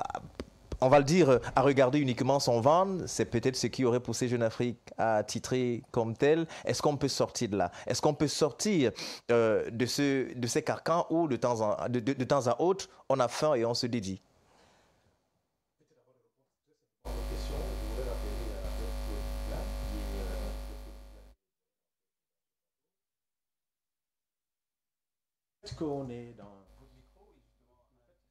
Le fait qu'on est dans un plateau, bien quand on défend une cause, ce n'est pas forcément parce qu'on défend l'opposition. Être un acteur de la société civile ne veut pas forcément dire qu'on appartient à un parti politique ou bien de l'opposition. Ça, il faudrait que je le rassure. Encore mieux que vous êtes bien placé pour justement porter les désiratages de la société. Je n'ai aucun parti que je défends ici. Ouais. Je dis simplement des choses, je fais simplement des analyses assez fortes. Alors, parce qu'il a supposé dire que... Non, ne racontez pas n'importe quoi. Il a supposé... Vous n'êtes pas neutre. Parce que vous n'êtes pas neutre. Permettez-moi mettre tout ce qu'il dit. Je sais qu'aujourd'hui, lorsque vous dites des choses qui ne vont pas à l'assentiment, soit du régime, soit de l'opposition, on vous taxe, soit de l'opposition, soit du régime. C'est ce que je voulais arriver là. Maintenant, pour répondre à votre question, je crois et je suis certain qu'à un moment donné, il faudrait qu'on respecte certaines parties de l'opposition. On ne peut pas considérer les partis d'opposition comme étant des bêtes. Ça, ce ne peut pas être possible. C'est une insulte à ceux qui incarnent même cette opposition-là. Et moi, dans mon souci, c'est que je souhaite qu'on continue toujours d'apprécier les efforts que ces partis d'opposition font au quotidien. Parce qu'il faut le préciser, faire ces efforts dans un contexte dans lequel nous sommes ou encore l'environnement dans lequel nous évoluons, c'est une belle chose facile. Dire aujourd'hui que peut-être parce que c'était... Non. Peut-être bête dans un autre sens. Peut-être dans le sens de la pitance. Parce qu'aujourd'hui, il y a des gens qui viennent faire la politique parce qu'ils veulent manger. Et je vous ai dit tout à l'heure, ils sont à l'affût du partage du gâteau. Est-ce que c'est ça qu'on peut considérer comme étant des partis ou encore des opposants bêtes? Non. Si c'est dans ce sens-là, peut-être on peut les considérer comme étant entre guillemets, mais oui, mais si c'est dans un autre contexte, si dans le sens des idéologies et la défense des idéologies, oui. Là je pense qu'il faudrait vraiment qu'on accorde du respect à ces partis d'opposition qui se battent au quotidien pour se donner une image et pour défendre effectivement la cause ou encore les idéologies qui décident d'instrumenter. Juste en 30 secondes, question de vous relancer parce qu'on va donner la parole à Christian Djok. Alors, lorsqu'on parle de bêtes, revenons par exemple, il y a toutes les volontés de la plupart des Camerounais, c'est qu'on voit une opposition par exemple qui est unie, mais ça n'a pas été le cas en 2018, on n'a pas pu la voir, cette union de l'opposition pour faire véritablement foule. En 2025 également, on n'en voit pas. Et je voudrais partir sur quelques propos de l'honorable Bapolipo parce qu'on l'a cité tout à l'heure pour justifier justement le fait qu'il ait intégré le G20. Il parlait notamment de cette opposition qui a du mal à proposer quelque chose d'assez structuré. Oui, effectivement. Peut-être que nous, on s'attendrait qu'il y ait peut-être une certaine coalition entre les partis politiques d'opposition. C'est vrai, ça peut être possible. Mais maintenant, il faut regarder les enjeux. Chaque parti politique a ses idéologies. Et ces idéologies que ces partis politiques défendent au quotidien. Et en même temps, au-delà de l'idéologie, ils ont leur programme. est-ce que, par exemple, il y a certains partis politiques dont je refuse de citer les noms ici, qui sont pour l'homosexualité, par exemple? Vous pensez qu'un parti politique normal va décider de s'allier avec l'autre parti politique Comme le pour faire... PCRN. En fait. Par exemple? Donc vous comprenez qu'il y a des choses qui ne faudrait pas, qui ne faudrait pas mélanger les pédales. Chaque personne est libre de coaliser avec qui il veut. Chaque personne sait ce qu'il défend.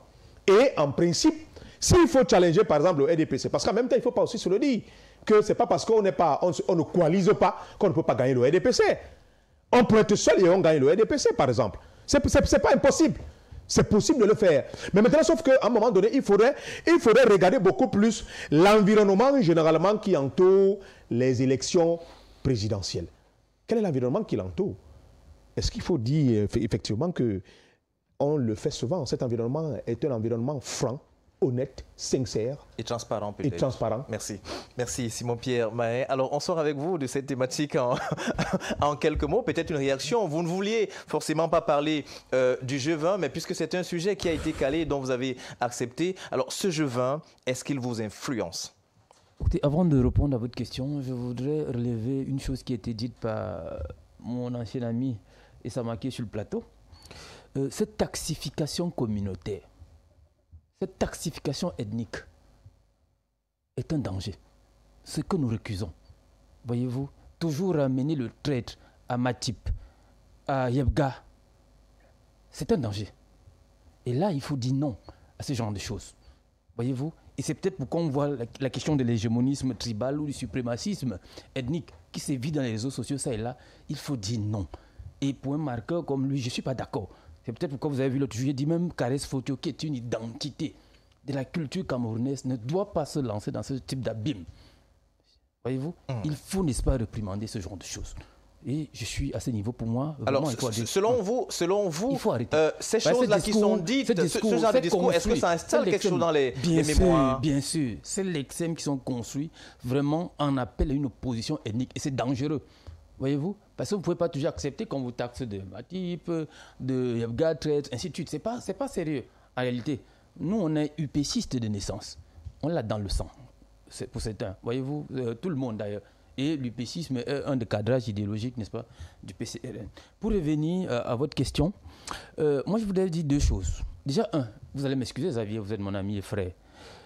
Moi j'ai l'impression que, pour répondre à François Soudan, que c'est la presse camerounaise qui est idiote, non formée, tribale, et même inconséquente. Alors vous savez quand même que je ne vous permettrai pas de dire ça. Bien sûr, c'est pour ça que vous allez m'excuser. Oui, parce que j'ai l'obligation de défendre la corporation. La corporation, justement, pourquoi? Donc je vous empêcherai de dire ça. Je justifie, je suis d'accord avec vous. C'est pour ça que j'ai présenté des excuses. Je vous le dis, mais il faut également dire, comme on peut dire que les partis politiques sont ci ou ça, permettez également qu'on vous le dise. Tout comme notre société civile camerounaise est inexistante et inopérante dans le Moran, quand bien même elle fait semblant d'exister, elle est partisane. C'est le cas de la presse camerounaise également. Et ce sont des marqueurs qui ne permettent pas de pouvoir, n'est-ce pas, éclaircir l'environnement politique. Ça, c'est la première chose que je voulais relever. La seconde chose également que je voulais convoquer ici, c'est qu'il faut respecter les politiques. Je vous assure. Tout ce qui milite dans les partis politiques, il faut les respecter. Il faut les respecter. Vous croyez... pourquoi je parlais de la presse camerounaise? Quand vous reprenez même une chose qui est dite par passant, ça devient même une parole évangile, je suis surpris quand même. Nous sommes là, vous et moi, chaque jour, on parle de politique, on fait ceci. Vous reprenez ce que François Soudan, qui ne vit pas au Cameroun, il faut sortir, n'est-ce pas, de ce néocolonialisme. Ou alors ce colonialisme, ça dit cette presse où on croit que parce que RFI a dit, ou alors Jeune Afrique a dit. Loin de là, beaucoup de médias camerounais d'ailleurs ont abordé la question, mais avec leurs mots, par exemple. Tous les médias devraient d'abord, tous les médias camerounais devraient d'abord, récuser ce genre de choses. Ils ne devraient même pas être relayés. C'est ce que je pense. Ne devrait même pas être relayé. Alors, ça reste votre pensée, bien évidemment, que nous respectons. Oui. Qui est une insulte aux professionnels que vous êtes, cher ami Raoul Xavier. J'ai refusé d'aller dans l'allée qui est aujourd'hui pour venir sur votre plateau. Merci pour cet honneur. Oui, parce que vous êtes un professionnel. Voyez-vous, je ne parle pas, c'est pas ça, faux.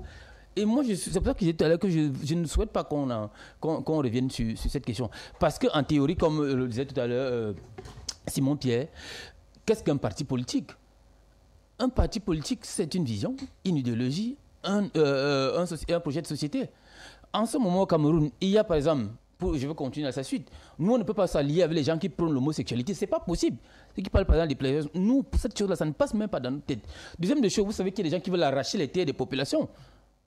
Nous, on dit qu'il faut reconnaître les terres des populations de villageoises, leur donner des titres fonciers gratuits. On ne peut non pas s'allier avec quelqu'un qui dit qu'il faut arracher les terres pour ne pas que ce soit les terres de l'État, ce que nous vivons actuellement. Il faut déposer ces terres. Donc, il y a autant d'éléments pour dire que l'opposition n'est pas un parti politique, c'est du B.A.B.A. Ça s'enseigne dans nos facultés de sciences juridiques politiques. Et modestement, je l'enseigne à mesure. Donc, il faut arrêter. Et ceux qui relaient même cette question sont là. Maintenant, je voulais tenser aussi le combattant Issama, qui, on se connaît par ailleurs, je dois le dire, qu'il oublie aussi, nous aussi, on peut le tenser, qu'il a trahi le combat qui est le nôtre. Parce qu'on l'a vu, n'est-ce pas, s'habiller pour un parti politique, défendre un parti, crier ça. Là, il a dit qu'il a omis le combat. Et ça tu nous as trahis. Ouais, tu nous as trahis. Je vais répondre. En réalité, je ne suis pas membre d'abord d'un parti politique. Je n'ai aucune carte de parti politique. Et c'est très important, une précision. Lorsque vous êtes foncièrement UPCiste, votre leader ne manque pas d'aller sur les tombes de tous les héros. Moi, j'étais très content de voir Cabral Libi à Ezeka, aux côtés, par exemple, des veuves même de Oumiobe. Mais je n'ai jamais vu Cabral Libi à Bafoussam. Faites très attention de vouloir me donner des leçons. Surtout quand je sais pertinemment que Nouran Foster, au PCRN, a été mise en singularité. Justement parce qu'il y avait ces accents tribalistes dans votre parti que jusqu'à présent vous n'arrivez pas. A été mis en singularité. Même si ça vous parlez quoi? Finalement, là, vous êtes militant d'un parti politique. Vous êtes militant d'un parti politique. Vous êtes militant d'un parti politique. Les incongruités. Alors, André Blaise, ce que ça m'a dit est extrêmement grave. J'ai des sympathies pour toutes les formations politiques. Mais il est hors de question que vous me taxiez. André Blaise, merci beaucoup. Merci beaucoup. Juste une seconde, on reviendra certainement si vous voudrez dire un mot, mais je crois qu'on a la responsabilité de faire respirer nos téléspectateurs qui nous regardent à la maison avec cet élément de transition.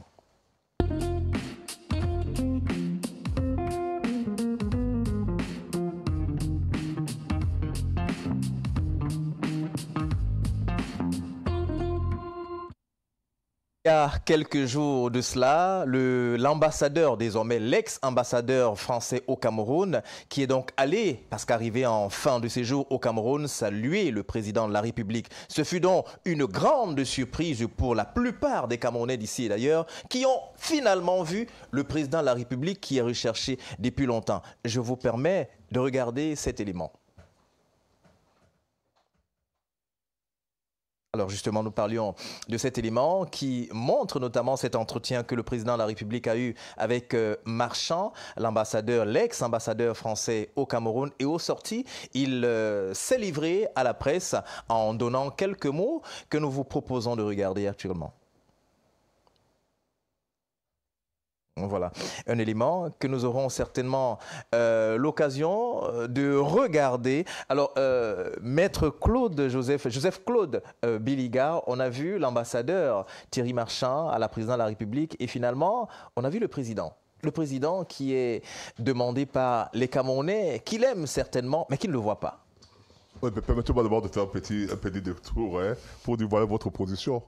Quand l'autre dit qu'elle est bête, moi je ne dis pas qu'elle est bête, mais lorsque vous la voyez en train de se chamailler, vous croyez que cette opposition-là pourra faire foule pour pouvoir gagner le RDPC? Mais l'opposition n'est pas un parti politique. Mais l'opposition n'est pas un parti politique. Tout comme le pouvoir n'est pas un parti politique. Je vous réponds le RDPC est un parti. Le PC est un parti politique. Le RDPC était un parti politique. Tout comme le PC l'est. Alors, je crois qu'on a tourné la page. On revient justement sur le président de la République. Vous savez... Il a réapparu, carrément. Oui, mais il ne fait que réapparaître. Ce n'est que ça. En 2018, il s'est réincarné. En 2018, on avait dit qu'il était mort. En 2020, qu'il est mort. Lors de Covid, on dit tous les jours qu'il est mort. Et il y a même eu des moments dont vous parlez de l'avion qui est parti de je sais pas quoi, de la France, de la Suisse, qui est allé. Vous n'avez pas suivi ça? À chaque moment, on annonce sa mort. On appelle ça la nécropolitique. C'est-à-dire une politique où on a peur d'un adversaire, qu'on se dit, il faut qu'il meure pour qu'on puisse prendre le pouvoir. On appelle ça la nécropolitique. Le président de la République, il est là, vous l'avez vu. Mais ce n'est pas seulement aujourd'hui qu'il est sorti. Vous n'avez pas vu avec le lance apostolique il n'y a pas très longtemps. Si. Il les a reçus, il a reçu aussi le président de la République. Donc, il le fait quand il le juge nécessaire, d'une manière discrétionnaire.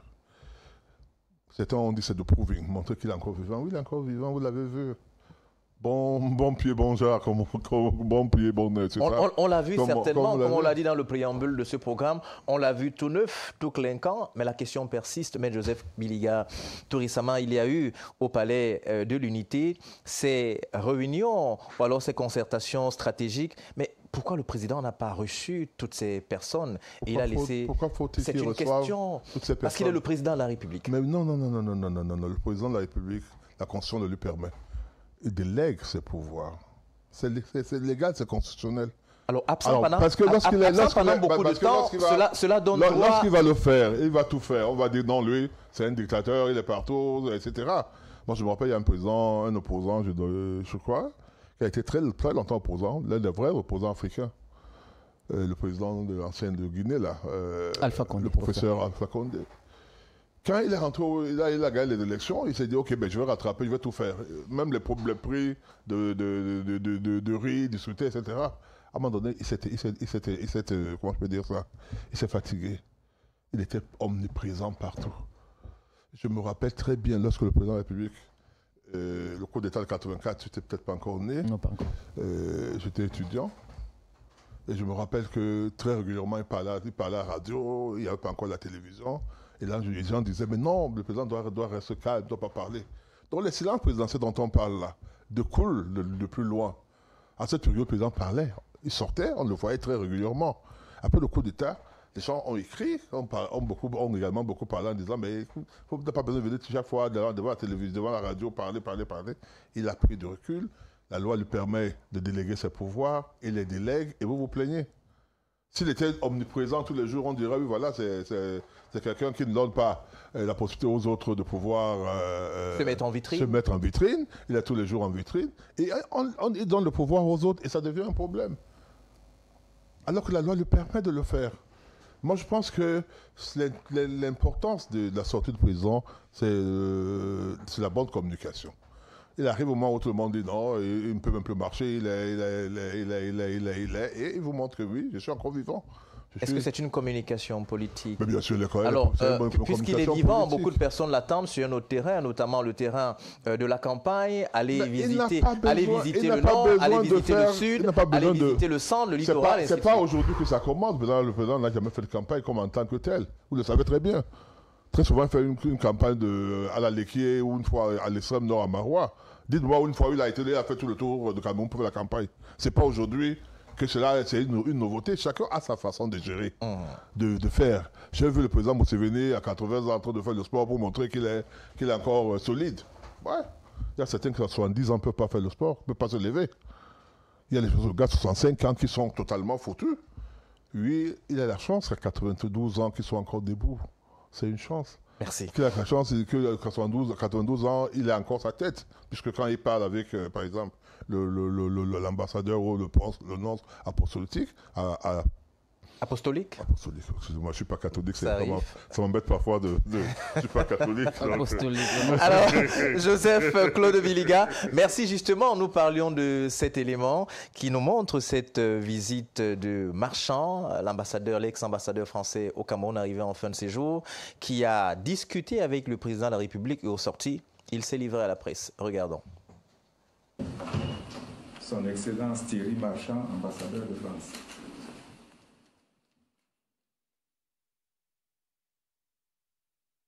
Monsieur l'ambassadeur, soyez le bienvenu.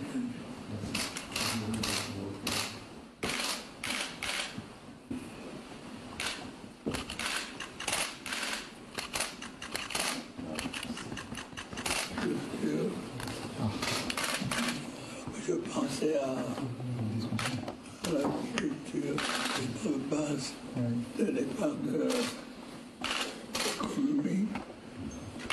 Et quelqu'un qui a pas un régime de palme pour extraire le vin ou l'huile. Merci beaucoup. C'est très symbolique, Monsieur le Président. Oui. Moi-même, je suis de la région du Sud où on a. Merci beaucoup.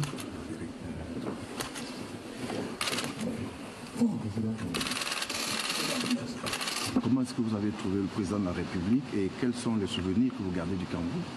Alors, le président de la République, je l'avais déjà rencontré il y a, je crois, 1 an et demi, dans un entretien ici, au Palais des Toudilles. Et aujourd'hui, je l'ai retrouvé exactement dans le même état d'esprit et attitude, c'est-à-dire conscient. Je l'ai retrouvé dans le même état d'esprit, c'est-à-dire conscient. Réaction, Christian Diok. C'est inadmissible, incompréhensible, inacceptable. C'est une insulte. Pourquoi? D'abord, première chose, avant de revenir sur le président de la République, ce n'est pas un ambassadeur français qui doit venir vous dire que votre président est conscient. Il faut sortir de cette approche de néocolonialisme. Il faut sortir de ça. Ce n'est pas la France qui doit nous dire où se trouve notre président. Le président de la République. Alors justement, on va revenir. D'abord, par principe, ce n'est pas eux qui doivent nous dire ça. C'est inadmissible. C'est une insulte. Il ne faut pas ces gens qui ont même sorti ça. Maître Joseph Claude Biliga disait tout à l'heure qu'il a les responsabilités et ses prérogatives. Le président lui permet de déléguer. Je vais vous répondre. Il a dit c'est inadmissible. Je cherche les mots jusqu'alors. Ça m'énerve. On le comprend peut-être pourquoi le président l'a dit encore, il me semble le 28 décembre 2019, au perron de l'Élysée, qu'il est venu rendre compte au président Macron, au président français, au soir du grand dialogue national. Donc c'est la suite de ça. Parce que c'est une insulte. Est-ce que vous voyez, on vient vous dire que le président est conscient. Donc en théorie, ce qui nous laisse comprendre, c'est que le président est inconscient. Pour revenir maintenant sur votre question, il ne délègue pas parce qu'il a, parce qu'il a les capacités, parce qu'il est inconscient. Donc il lui arrive des moments où il est conscient. C'est ce qu'on nous a laissé entendre dans cette vidéo. C'est pour ça qu'il était en train de dire... Alors c'est vous qui l'analysez comme ça, oui, Christian Diok. C'est un fait. Je ne vous apprends pas, vous êtes journaliste, vous connaissez les canaux de communication. Vous connaissez le non-dit et le dit. Dans le non-dit ici, qui intègre, c'est que le président n'est pas conscient. En fait, en réalité, c'est une chance qu'il ait trouvé qu'il est conscient. C'est pour ça que les populations camerounaises, les citoyens que nous sommes, cherchons notre président. On ne le voit pas, il est où? Il est dans les airs, il est dans quelle planète? Vous-même, dans votre introduction, vous n'avez pas de réapparition. Il réapparaît. Quand quelqu'un réapparaît, c'est quoi? C'est un monstre. C'est un démon qu'on ne voit pas, on ne sait pas où il est.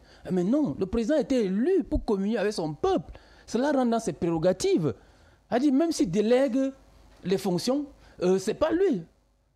C'est-à-dire qu'ils ne sont pas responsables. C'est lui qui est responsable devant le peuple. C'est lui qui doit nous parler. Il doit faire son travail. C'est pourquoi il a été élu. Sauf s'il est Dieu. C'est-à-dire il y a les autres qui sont sur terre et on ne voit pas où il est. Il est dans les airs. Ce n'est pas possible. C'est inadmissible même d'accepter ce genre de choses. Je le dis encore. Je ne sais même pas. Ces gens qui communiquent même pour lui, le cabinet civil de la présidence est vieux, ne devait pas sortir une truc. C'est une insulte. Peut-être la thèse, bon, ça les concerne dans leur parti. Cette thèse n'est pas du coup d'état scientifique parce qu'en réalité, si vous sortez une telle vidéo, on vous dit qu'on a trouvé le président conscient et vous vantez ça, qu'on a vu le président. En fait, c'est une fête. Les gens fêtent qu'on a enfin vu le président de la République. Quand même. Alors que les grandes problématiques sont là. Les questions sociales, l'eau, l'électricité, on attend les kidnappings, on attend le président de la République, on ne l'a pas vu. Il y a eu les kidnappings récemment, n'est-ce pas, au Septentrion, à l'extrême nord, où le président de la République... Mais quand il a fallu, n'est-ce pas, que les Français... Bien évidemment, quand il a fallu que les Français soient kidnappés, l'affaire de la famille Moulin-Fournier, le président de la République est sorti. Donc on est toujours dans cette approche de domination, de colon, de France-Afrique. Il faut sortir de cette approche. C'est pour ça que nous, on a un projet, le manifeste de la rupture. Il faut rompre, n'est-ce pas, avec, n'est-ce pas, cette colonisation. On a un projet de souverainisme, c'est même l'élément 2, n'est-ce pas, de 11 axes qui constituent le projet de société de notre président Cabral Libi, après la corruption qui est l'élément premier. Donc vraiment, pour moi, ça m'énerve. Je n'ai pas envie de m'emporter parce que c'est un sujet qui m'agace. Je souhaite, n'est-ce pas, qu'on parle des problématiques sociales, comment changer le quotidien camerounais. Mais là, vous voyez qu'on vient parler du président de la République qu'on a vu. Donc, est-ce que vous imaginez? Ça atteste de son incapacité à pouvoir gouverner le pays à date. C'est vrai qu'il faut respecter les aînés de son âge. C'est un grand-père, c'est un arrière-grand-père d'ailleurs. Parce qu'en réalité, si on prend mon âge, on prend l'âge de ma mère, les autres, c'est mon arrière-grand-père. En théorie, donc, il faut respecter. Nous aimerions avoir son âge. Nous respectons son âge. Mais à un moment donné, il faut savoir quitter les choses avant que les choses ne vous quittent. Le président a atteint un âge où il n'est plus conscient. C'est ce que l'ambassadeur nous a dit. Donc, alors là, c'est vous qui le dites. Il lui arrive de temps en temps. Il dit les non-dits. Les non-dits de la communication. Dans l'élément, j'ai fait de la communication. Thierry Marchand dit qu'il l'a trouvé. Il dit que par peur, il ne savait pas s'il allait le trouver conscient. Mais aujourd'hui, là où il est, là, il a trouvé conscient. C'est ça combattant, c'est ça qu'il est question. Donc ceci, c'est même que ça. C'est la manipulation. Donc il faut sortir de là. Nous, on dit aux Camerounais, écoutez, ce genre de choses, on doit le changer. au 12 octobre. Notre coalition, c'est avec vous, c'est avec le peuple souverain. Il faut, n'est-ce pas, arrêter ce genre de choses. Vraiment, merci. Pas alors, André Blaise et Sama, vous avez vu l'ambassadeur français, finalement, grâce à l'ambassadeur français, beaucoup de Camerounais ont renoué avec l'image de leur président, qui pour la plupart, on le dit, les Camerounais qui l'aiment tant et qui le cherchent, mais sans le voir. Le statut quo est confirmé. Le Cameroun n'avance pas. Avec Paul Biya, né le 13 février 1933, peut-être qu'il faut rappeler que sa communication est faite par une Française, Patricia Balm. C'est cette même Française, certainement, qui a donc donné cette idée qu'il faut recevoir, comme d'habitude, comme Christophe Guillou, pendant le Covid, un autre Moukala. Je vais être très précis pourquoi je parle du mot Moukala. Nous avons été longtemps dilués, pour ne pas dire manipulés à la sauce coloniale. Vous savez que le peuple français est un peuple de manipulation. Rappelez-vous dans le rapport. C'est important de faire ça. On ne va pas créer des incidents diplomatiques. Je vais prendre la responsabilité de vous demander si monsieur le Premier ministre français, François Fillon, déclare qu'il n'y a pas eu de mort. Je peux vous faire vivre d'abord la réalisation à ces vidéos. Il avait dit qu'il n'y a pas eu de mort. Alors, c'est une pure invention. C'est quand même antérieur. Permettez-moi d'être cohérent. Oui, l'information la plus récente, c'est que Emmanuel Macron a reconnu un certain nombre de choses. Il y a eu mort ou il n'y a pas eu mort? Emmanuel Macron a reconnu. Ah, donc avant, il n'y avait pas. Vous voyez donc que ça participe de la manipulation. C'est ce que je veux dire. Nous devons être avec un peuple français conscient que ses dirigeants sont des manipulateurs. Ils parlent de l'Afrique des pas assez entrée dans l'histoire. Mais voici donc nos héros, qu'on réunit même avec la commission d'Emmanuel Macron, où il déclare que Félix Moumié n'a pas été empoisonné. Au thallium. Et pourtant, nous avons les preuves. Et je rappelle que la justice à l'époque, française et suisse, s'était mise ensemble et il y a eu des passages de mallette. Je continue. Le napalm. Nos parents dont étaient idiots, les témoignages, ça fait partie de ce qu'on appelle la restitution de la mémoire.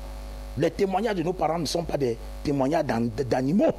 Nous, les Africains, nous devons comprendre que le logiciel colonial que Paul Biya veut perpétuer en 2025, lors des élections, nous devons complètement bannir cette mentalité, décoloniser les mentalités. Si Paul Biya pense que c'est toujours le blanc, pour ne pas dire le Moukala, qui va être celui-là qui va venir nous flouer, quand il faut faire venir des personnes, oh le pape, voilà, même dans l'église catholique, c'est grave là-bas, avec les partous.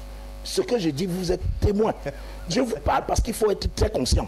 C'est là-bas qu'on trouve encore et des personnes qui sont dans l'homosexualité. Et que même il y a des papes qui n'arrivent pas à trouver la justice pour Monseigneur Mbala. Je parle de ce que vous pouvez vérifier. Jusqu'à présent, on n'a pas encore. Et par contre, on voit dans les nudes d'un évêque là, qui est parti il était à étudier avec Ngongo et tous ses amis. Ils ont été très très bien reçus. Alors, son service de communication a dit que c'était un fake. Ok, qu'il fasse donc une sortie pour dire que les nudes que nous avons vues, les vidéos que nous avons vues, où il demande à la fille, à faire un évêque fait les bisous comme... Un évêque fait ça, pour faire quoi? C'est un homme. Non, ou bien il demande... Est-ce que l'évêque n'est pas un homme? Je vais alors peut-être rappeler qu'ils ont dans l'église catholique le vœu de chasteté. Et puis il ne faut pas donc manipuler. Celui qui est aujourd'hui en train de regarder la télévision veut savoir que fait la France derrière nos affaires. Que fait l'ambassadeur, un général d'armée derrière nous? Ils partent comme s'ils partent, mais ils ne partent pas. Ce monsieur ne part pas. Je parle de Thierry Marchand. Il est là. Et nous l'avons à l'œil. Qui se rappelle que Oumiobe a été tué. Plusieurs de nos parents ont été assassinés. Plusieurs Camerounais ont été assassinés. Nous n'allons pas les laisser. Ce que je vous jure, les Camerounais vont réagir. On sait que ce monsieur fait comme s'il est parti. C'est lui qui est encore là. Et il a certainement fait cet esprit de manipulation parce qu'il prépare le bon moment. Dans leur réalité, les Français veulent contrôler le Cameroun. Ils ont encore des intérêts. Ils ont été chassés au Mali, au Burkina Faso, au Niger. Partout, ils sont chassés, même au Tchad. Les bases militaires, ils n'ont que la famine maintenant qu'on partage. Comme ils ont faim, je parle de la famine. La France n'a plus d'argent. Je vous le dis, si vous voulez aller demander à Emmanuel Macron depuis combien de temps il organise les fêtes le 14 juillet. Nous les avons en main. Si la France n'a plus le Cameroun, ils sont finis. Leur seul rêve maintenant, c'est qu'il y ait des troubles au Cameroun. Et j'avertis tous ceux qui veulent aller dans le sens de la France. Je parle de nos militaires, de nos gendarmes. Si vous êtes conscients que partout où vos égaux militaires, je parle du Mali, je parle du Burkina Faso, je parle du Niger, vos égaux sont en train de se développer et développer leur pays. Regardez nos routes. Un militaire sans idéologie politique est un criminel. Prenons nos responsabilités et ne laissons pas l'ambassadeur. Vous appelez, s'il vous plaît, permettez-moi. Vous appelez au coup d'État là. On va retirer ça. On va retirer ça. On va retirer ça parce que là, citoyennement à mes frères parce que je suis africain. Si vous n'êtes pas africain, tant pis pour vous. Alors, on va tout simplement dire qu'on est contre l'insurrection. Je n'ai pas parlé de ça. On vous dit justement pas qu'il y ait un coup d'État. Lorsqu'on demande à un ambassadeur de s'occuper de son pays, pourquoi la Russie ne peut pas aussi être dessus? Vous me parlez de quoi? Alors, c'est la maladie ou quoi? Calmez-vous, André Blaise et Sama. Pourquoi l'ambassadeur de la Russie ne peut pas aussi être là-bas? Alors, reprenez votre souffle. Non, mais il est en train de me sortir de moi. Non, la raison. Pourquoi l'ambassadeur de l'Allemagne? L'ambassadeur de l'Allemagne ne peut pas être là-bas. Alors, justement, l'Allemagne a même demandé pardon. L'Allemagne est même venu ici. L'ambassadeur là, Christian Sedat, pourquoi il n'est pas reçu? Alors qu'il est venu même demander pardon. Il veut même donner l'argent pour qu'on ouvre les universités. C'est suivi. Non. C'est suivi. Vous ne mentez pas. Vous mentez. Ça va, c'est bon, c'est suivi. Je crois que vous allez inviter les gens civilisés sur ce plateau. Tout à fait. Non, Maître, allons-y. Alors, ce que je voudrais dire, monsieur, cessez de parler français. Pendant qu'on y est. On va essayer de parler français. André Blaise. On va arrêter de André Blaise et Sama, c'est un débat d'esprit. Nous allons arrêter. Et on veut on va parler comme les Sénégalais, le Wolof. On va parler comme les Congolais, Lingala. Nous sommes africains. C'est suivi. C'est suivi, André Blaise et Sama. Une réaction. Vous êtes français, soyez français vous seul. Il faut essayer d'être honnête, de dire la vérité. L'ambassadeur Marchand est en fin de séjour. Tout à fait. Et en fin de séjour, dans la pratique diplomatique, il vient dire au revoir finalement au ministre, au premier ministre. Parti sans parti. Cela est dans les usages. Dans les usages. Parti sans parti. Alors, André Blaise, vous permettez à Maître de poursuivre. Oui. Au Camerounais pour dire que l'Allemagne, pourquoi on n'a pas fait l'Allemagne, pourquoi on n'a pas reçu c'est de la manipulation. Pourquoi c'est que Christophe Diallo? Alors, vous permettez, André Blaise, ceux qui sont à la maison finalement ne vous écoutent plus. C'est du populisme, c'est de la manipulation. Dites la vérité pour que les gens, chacun se fasse son opinion. Une opinion, tout à fait. Et je dis et je répète, la vérité c'est que Marchand, l'ambassadeur, est en fin de séjour. Il vient dire au revoir au président Biya parce qu'il va partir. C'est aussi simple que ça. Peut-être que demain, c'est l'ambassadeur allemand qui va partir. On verra, il fera la même chose. C'est l'ambassadeur... Un ambassadeur général. Général d'armée. L'ambassadeur... Vous nous prenez pour des cailloux. De l'Union...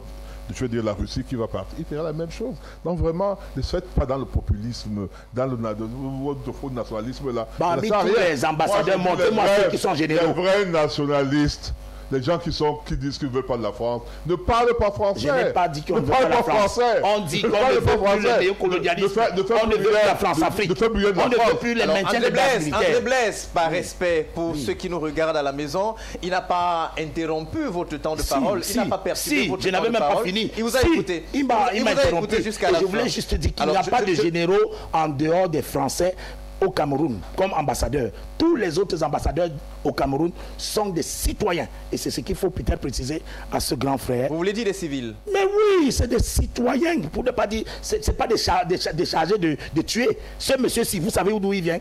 Alors, allez taper sur Internet Thierry Marchand. C'est bon.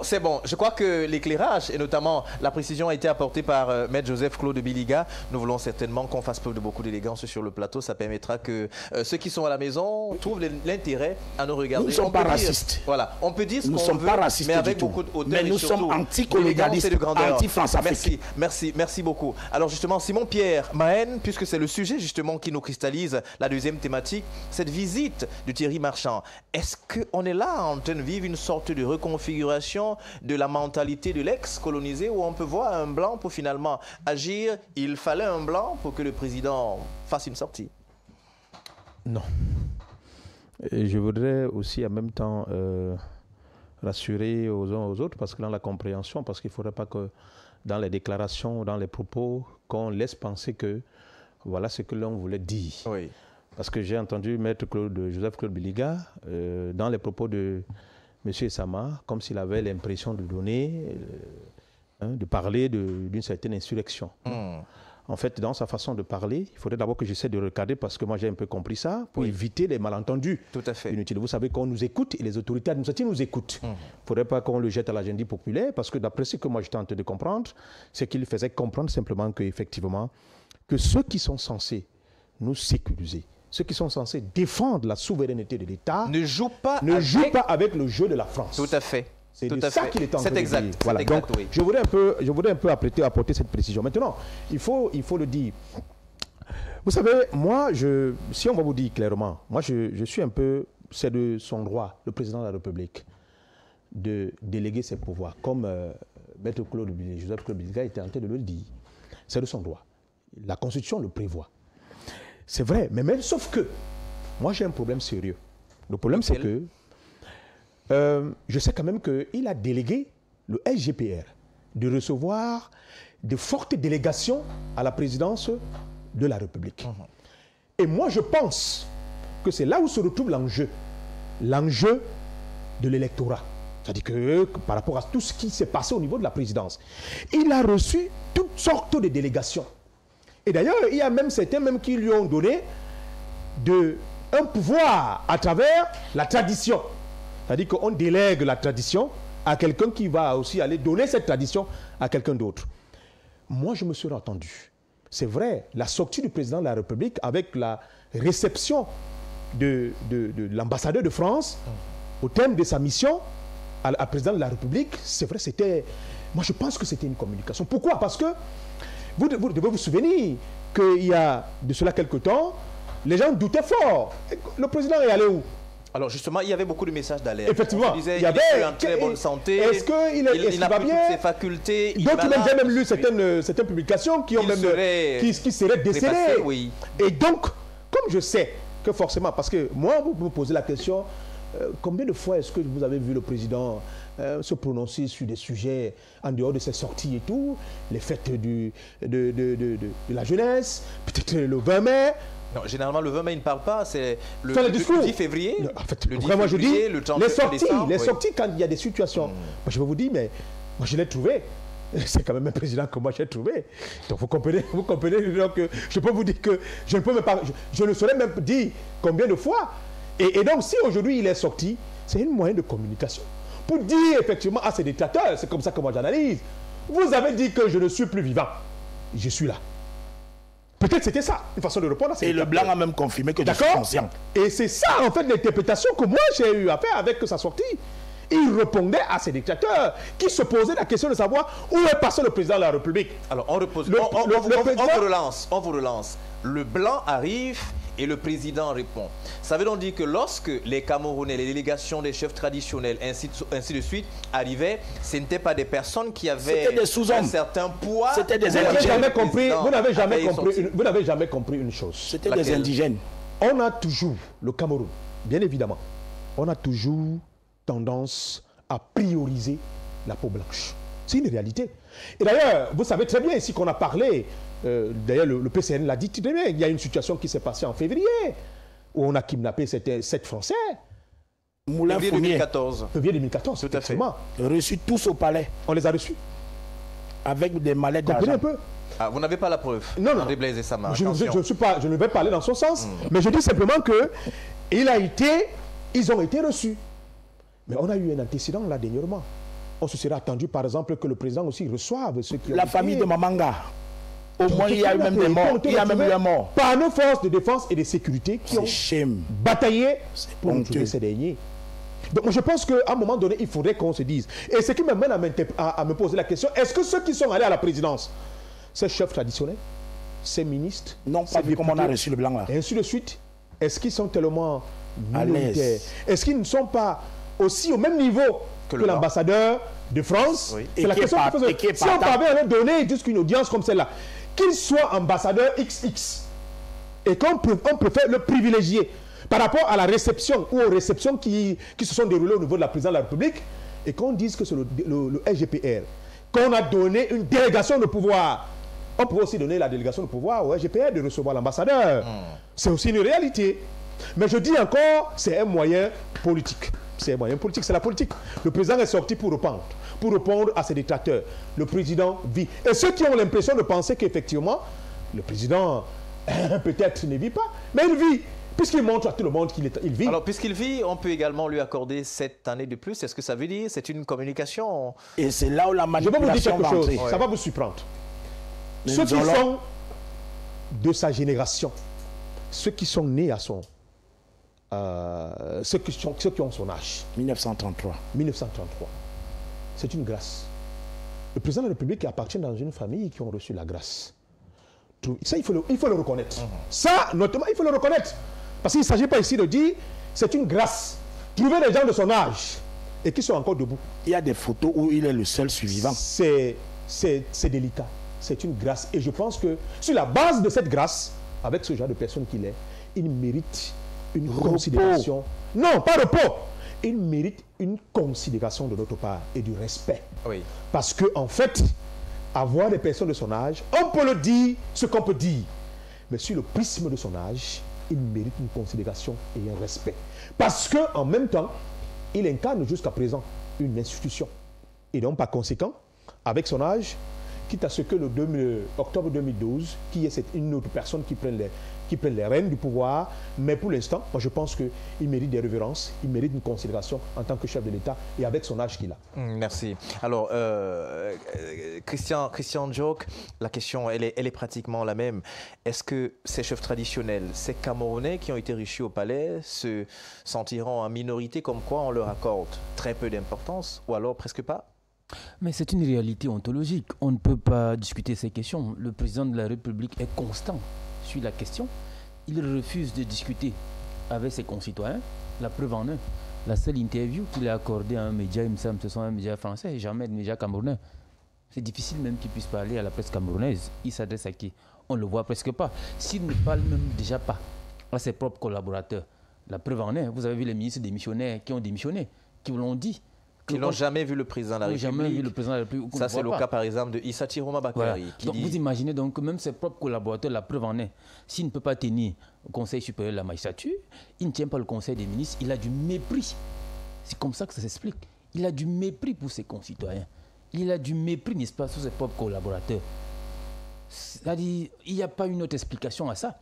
Et est-ce que vous imaginez un peu ce qu'incarnent les chefs traditionnels? Laissons même qu'ils sont supporters de partis ou tel ou tel. Quand vous avez, par exemple, le chef supérieur, je sais pas, les chefs supérieurs de l'Ouest, vous avez les Mbombok, vous avez, je voulais parler, n'est-ce pas, le chef Bamoun, hein, le roi du sultanat Bamoun, qui y était. Vous avez les autres chefs, les grands qui étaient, c'est-à-dire que les dépositaires de notre identité, de notre tradition, quand ils vont à l'invitation du président et que celui-là snob ces gens, refuse de les rencontrer, qu'est-ce qu'il renvoie? Et quelques jours plus tard, évidemment, il va rencontrer l'ambassadeur français.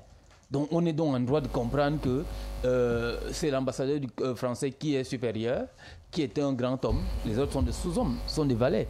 Il n'a pas besoin oubliant que c'est ceux-là même qui font, n'est-ce pas, son pouvoir. Ceux-là qui, n'est-ce pas, qui lui ont confié. Il a prêté serment pour le kidnapping, pour s'adresser aux victimes du kidnapping. Donc je voulais pour chuter, vraiment, je ne souhaite pas davantage, parce que comme je l'ai dit dans tous les jeux, on aurait l'impression ici qu'on a du mépris pour l'âge du président de la République. On l'a dit, il a un âge cardinal.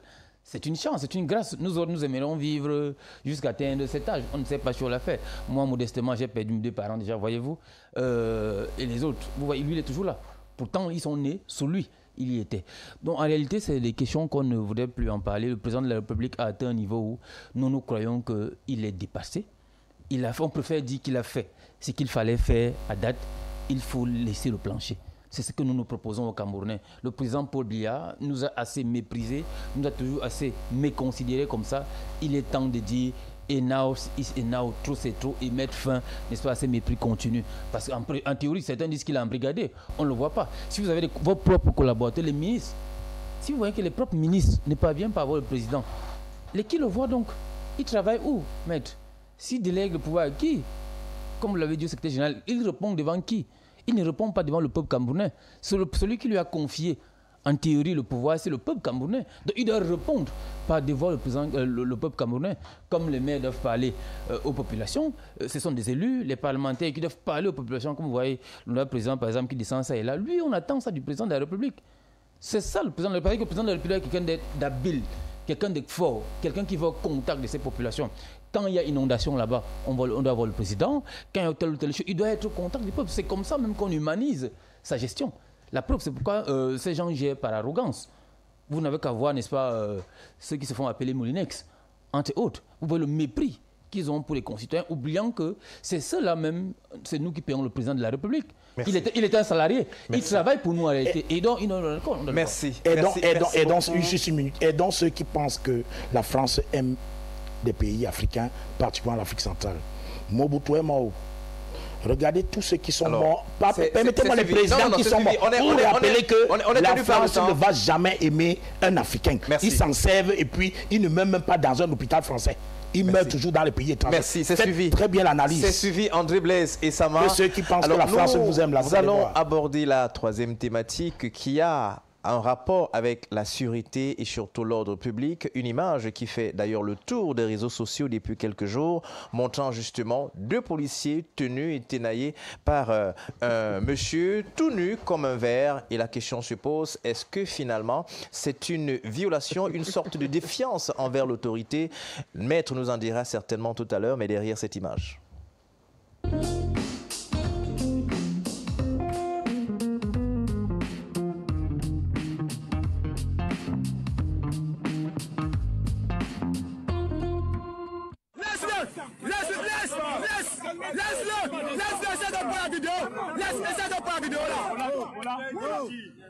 Laisse-le.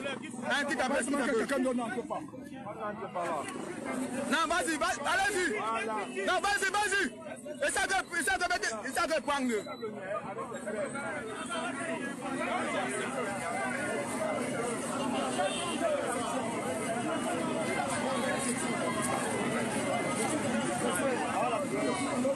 Merci, nous revenons sur le plateau. Nous avons un avocat sur ce plateau, maître. Des hommes en uniforme qui sont pris pratiquement en menace par un civil, comme vous l'avez vu dans cette image. Est-ce une infraction? Qu'est-ce qui est prévu au-delà, notamment de l'analyse que vous ferez? Est-ce que c'est une faute grave? Il y a un écrivain, René Philombe. Il s'appelait Ombé, je crois. Il était écrit, avait dit une convocation de gendarmerie ne se lit jamais comme une lettre d'amour. Et il y a également cette expression qui dit la peur du gendarme est le commencement de la sagesse. Tout à fait. Ça veut dire qu'en réalité, la tenue, l'homme en tenue doit pouvoir inspirer. Non seulement la crainte, mais le respect aussi. Du respect aussi. Lorsque un citoyen se permet de toucher à ces symboles, parce que l'habit qu'il porte, c'est le symbole de la République, le symbole de l'autorité. C'est un symbole de pouvoir. Lorsqu'un citoyen le fait, il viole la loi. Déjà, même si ce n'était pas la police, même si ce n'était pas un policier, même si c'est à vous, ou même si c'est un individu, c'est-à-dire les violences, les votes faites même sur les individus, constituent des infractions. Plus encore lorsqu'il s'agit d'une personne dépositaire, d'une autorité, d'un pouvoir, c'est encore une infraction. On peut citer beaucoup d'articles, mais j'ai pu trouver 2 ou 3. Le 554 parle beaucoup plus d'outrage. L'outrage, je crois, constitué à travers les actes, à travers les paroles ou les écrits. Oui. Mais il y a l'article 156 qui parle de violence à fonctionnaire et l'article 157 qui parle de rébellion. Et à la linéa 1B, ils disent par des violences, on parle de condamnation, emprisonnement de 3 mois à 4 ans, c'est qui, par des violences ou voies de fait, empêche quiconque d'agir pour l'exécution de lois, de règlements ou ordres légitimes de l'autorité publique. Et il est en train d'exécuter une ordre, il est en train de faire un travail. Les fonctionnaires de police, ils sont en exercice. Lorsqu'ils font leur travail, vous n'avez pas le droit d'enfreindre, de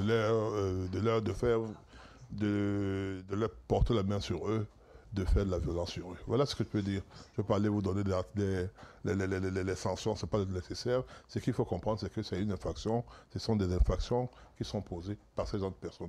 Ça donne une mauvaise image Parce que si chacun peut aujourd'hui mettre la main sur la police, c'est-à-dire ça désacralise cette fonction. Est-ce que justement, maître, puisque vous avez parlé des articles de loi qui condamnent cela, mais quand c'est entre les hommes en tenue même qu'on peut observer ce genre de fait, comment est-ce que l'avocat ou encore l'homme de droit va analyser cela? On prend par exemple ce cas qui est arrivé. Alors certains parlent notamment du gendarme Eno Ongene qui aurait été justement tabassé et tué par certains hommes, notamment qui appartiendraient, on parle au conditionnel, à la CEMIL, aller exécuter un ordre. Il s'est vu notamment empêché de ramener un certain fugitif et justement il a été battu à mort par d'autres corps habillés. Comment est-ce qu'on gère ce genre de situation? La même chose, c'est condamnable. Je vous l'ai dit, on n'a pas besoin d'être policier pour qu'on soit victime d'une infraction, pour que l'infraction pour laquelle on a été victime puisse être condamnable.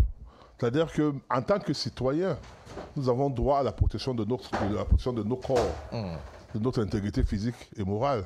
Donc si moi je vous gifle par exemple, pour me porter plainte. De la même manière, lorsque les personnes qui sont en tenue se disent à faire de la violence, ils sont condamnables. Si c'est la mort par exemple, ils peuvent, comme sont les militaires, ils passent dans un tribunal militaire. Et il y a des sanctions prévues pour ça. Merci maître. Alors, Christian Ndiok, vous aspirez certainement au changement, mais peut-être qu'il faut essayer de diagnostiquer lorsqu'on arrive à ce niveau de malaise, quel pourrait être l'antidote afin qu'on ne puisse plus voir ce genre de cas de figure qui n'honore quand même pas, non seulement notre société, mais également tout le corps en tenue. Par principe déjà, il faut condamner ce genre de choses. En République, ça ne doit pas exister. Il faut le condamner avec fermeté. Mais on peut se poser la question de savoir pourquoi on en arrive là. Pourquoi on a sabordé l'autorité de l'État? Pourquoi on a bordélisé, n'est-ce pas, la fonction policière? C'est justement parce qu'on a déshumanisé notre armée, je veux dire notre police. Vous vous souvenez sur votre panel, sous d'autres, on avait parlé, n'est-ce pas, de la question de Nouran. Tout à fait. Député de la nation, vous avez vu comment elle a été caradée, ténacée par des policiers. Une dame qui puisait encore, je crois que c'est ce qui est en train de passer à l'instant même sur vos écrans, a dit qui a été tenue, menacée, et ces policiers-là. Donc il y a un certain zèle qu'il faut le dire. Nous en appelons, nous respectons, n'est-ce pas, le travail qu'ils font. Vraiment, ils sont au front, ils sont parfois tentés. Et parfois, c'est le même discours qu'ils ont. J'ai vu un Ndokoti, parfois, quand celui-là arrive, on dit non.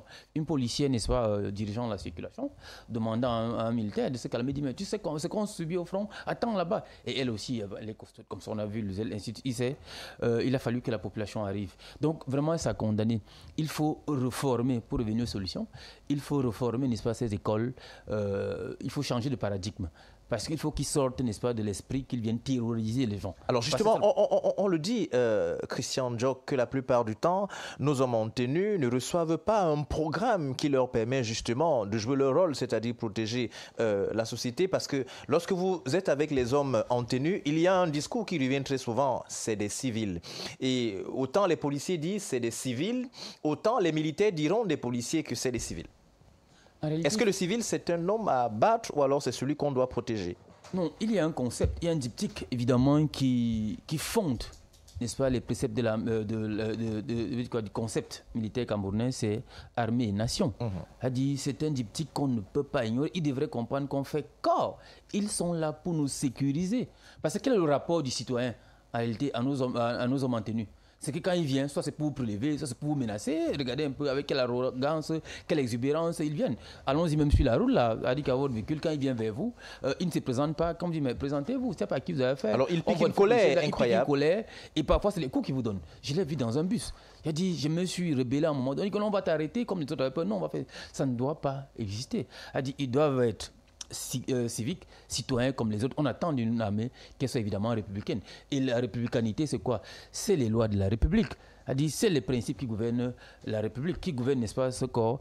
Donc, pour chuter, je vais dire, il faut qu'on change de cap, qu'on change, n'est-ce pas, de paradigme. Il faut qu'on sorte de la dimension prétorienne de notre armée pour intégrer les réalités. Désormais, quand on parle, n'est-ce pas, du concept armée et nation, il y a, n'est-ce pas, c'est logique, d'humanisme, comme j'ai dit, pour humaniser notre armée, qui intègre. Et des schèmes de formation. Il faut qu'on sorte de leur tête l'esprit de commandement. C'est un peu le cas avec, n'est-ce pas, les chefs d'État. Quand ils viennent pour commander. Ils ne savent pas qu'évidemment, que celui qui commande, c'est le peuple qui est là, qui est son patron, qui le paye en retour. A dit, c'est à partir de nos prélèvements qu'ils sont rémunérés. Merci. Peut-être qu'ils ne savent pas ça que nous sommes en théorie leur patron. Donc je chute en disant évidemment que tout en saluant le travail fait par notre armée, elle est essentiellement professionnelle, hein, il faut le dire.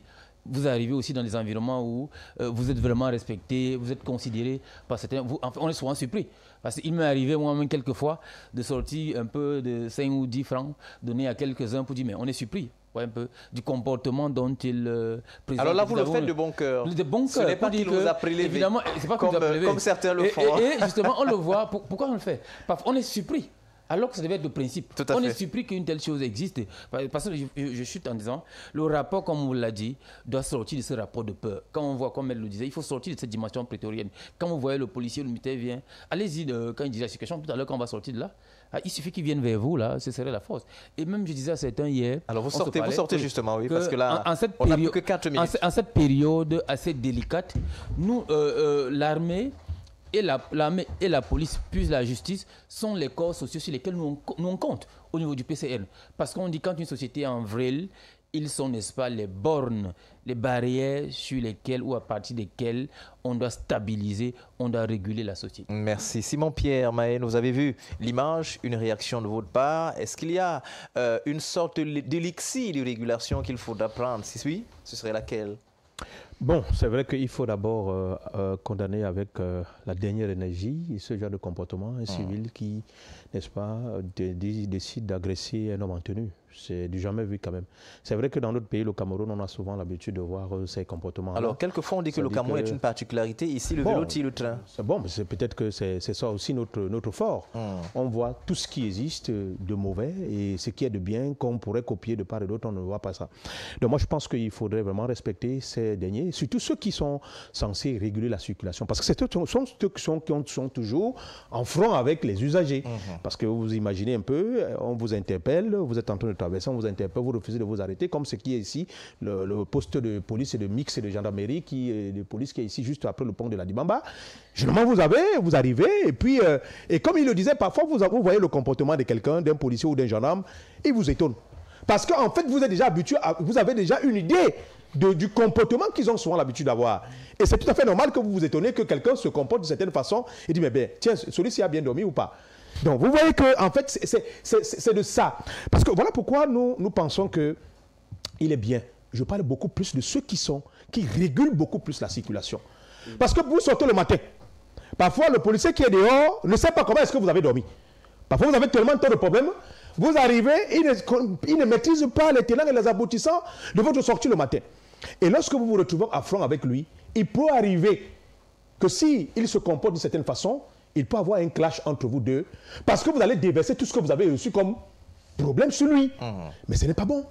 Et je pense qu'il est important, à un moment donné, qu'il y ait quand même ce moyen de sensibilisation. Je parle beaucoup plus de ceux qui régulent la circulation, qui sont sur nos voies publiques. Merci. Il faut vraiment des campagnes de sensibilisation pour les amener à avoir des comportements qui ne peuvent pas donner l'impression aux usagers, en pensant, ou encore aux citoyens camerounais, à penser qu'ils ne sont pas seulement là pour la répression, mais ils sont là pour la sensibilisation également et la protection. Alors, André Blaise Sama, on sort du sujet avec vous. C'est 1 minute justement. Ouais. Juste montrer, les babouches que je porte sont vert ou jaune. Aucun homme qui a le vert ou jaune ne peut tolérer ce que ce civil a fait. Oui. Tout citoyen est un militaire réserviste, c'est un policier réserviste. Je préfère que nous soyons en train d'avoir ce monsieur rapidement en prison. Ce monsieur en civil, j'aimerais que la réalisation permette encore. Nous devons tous chercher ce domicile et le coffrer parce qu'il est inadmissible. Je rappelle qu'il ne peut même pas faire ça à un militaire français parce que les Français attendent de voir ça. Permettez-moi, les Français attendent de voir ça pour dire que voilà, nous voulons installer une nouvelle base. Nous avons constaté que vos hommes ne se comportent, n'arrivent pas à affirmer leur autorité. Et pourquoi j'en parle? Voilà une photo sur le site internet et c'est là où je suis d'accord avec Maître Biliga. Au moins cela, oui, au moins s'il faut l'apprécier, c'est une façon de bien sortir dans l'émission. Mais maintenant, qu'est-ce qui cause ça? Alors je vous demande, dit-il, de ne pas désespérer de votre pays et d'avoir foi en l'avenir, son Excellence Paul Biya. Et ce qui est très mauvais dans cette belle image, c'est la photo qui n'est pas actualisée. Oui. Parce que quand vous regardez M. Mbargangele, il est aussi âgé. Ne demandons pas à Paul Biya d'être manipulé sans toutefois voir que le directeur de la police aussi peut être manipulé. Alors vous essayez de faire le lien entre l'âge du DGSN et cette réaction. C'est l'incompétence parce qu'à un certain s'il vous plaît, permettez-moi d'être sincère. Oui, allez-y. Vous ne pouvez pas avoir un certain âge et demandez au président Paul Biya de monter sur le plateau. Bon, Attendez, c'est le président de la République. C'est le président. Il ne peut pas parce qu'il sera fatigué les escaliers. C'est le président de la République. Lui-même, il sera fatigué. Vous savez quand il a fait un déplacement. Il a voyagé dernièrement. André Blaise Sama, merci infiniment d'être venu sur ce plateau. Maître Joseph Claude Biliga, c'est votre première fois. On voudrait bien que très souvent vous reveniez. Merci infiniment d'avoir été des nôtres aujourd'hui. Et nous vous attendons très prochainement. Merci Christian Djok, le porte-parole du PCRN. Merci Simon-Pierre Mahen. Et merci à vous autres qui avez pris de votre temps pour nous regarder. À dimanche.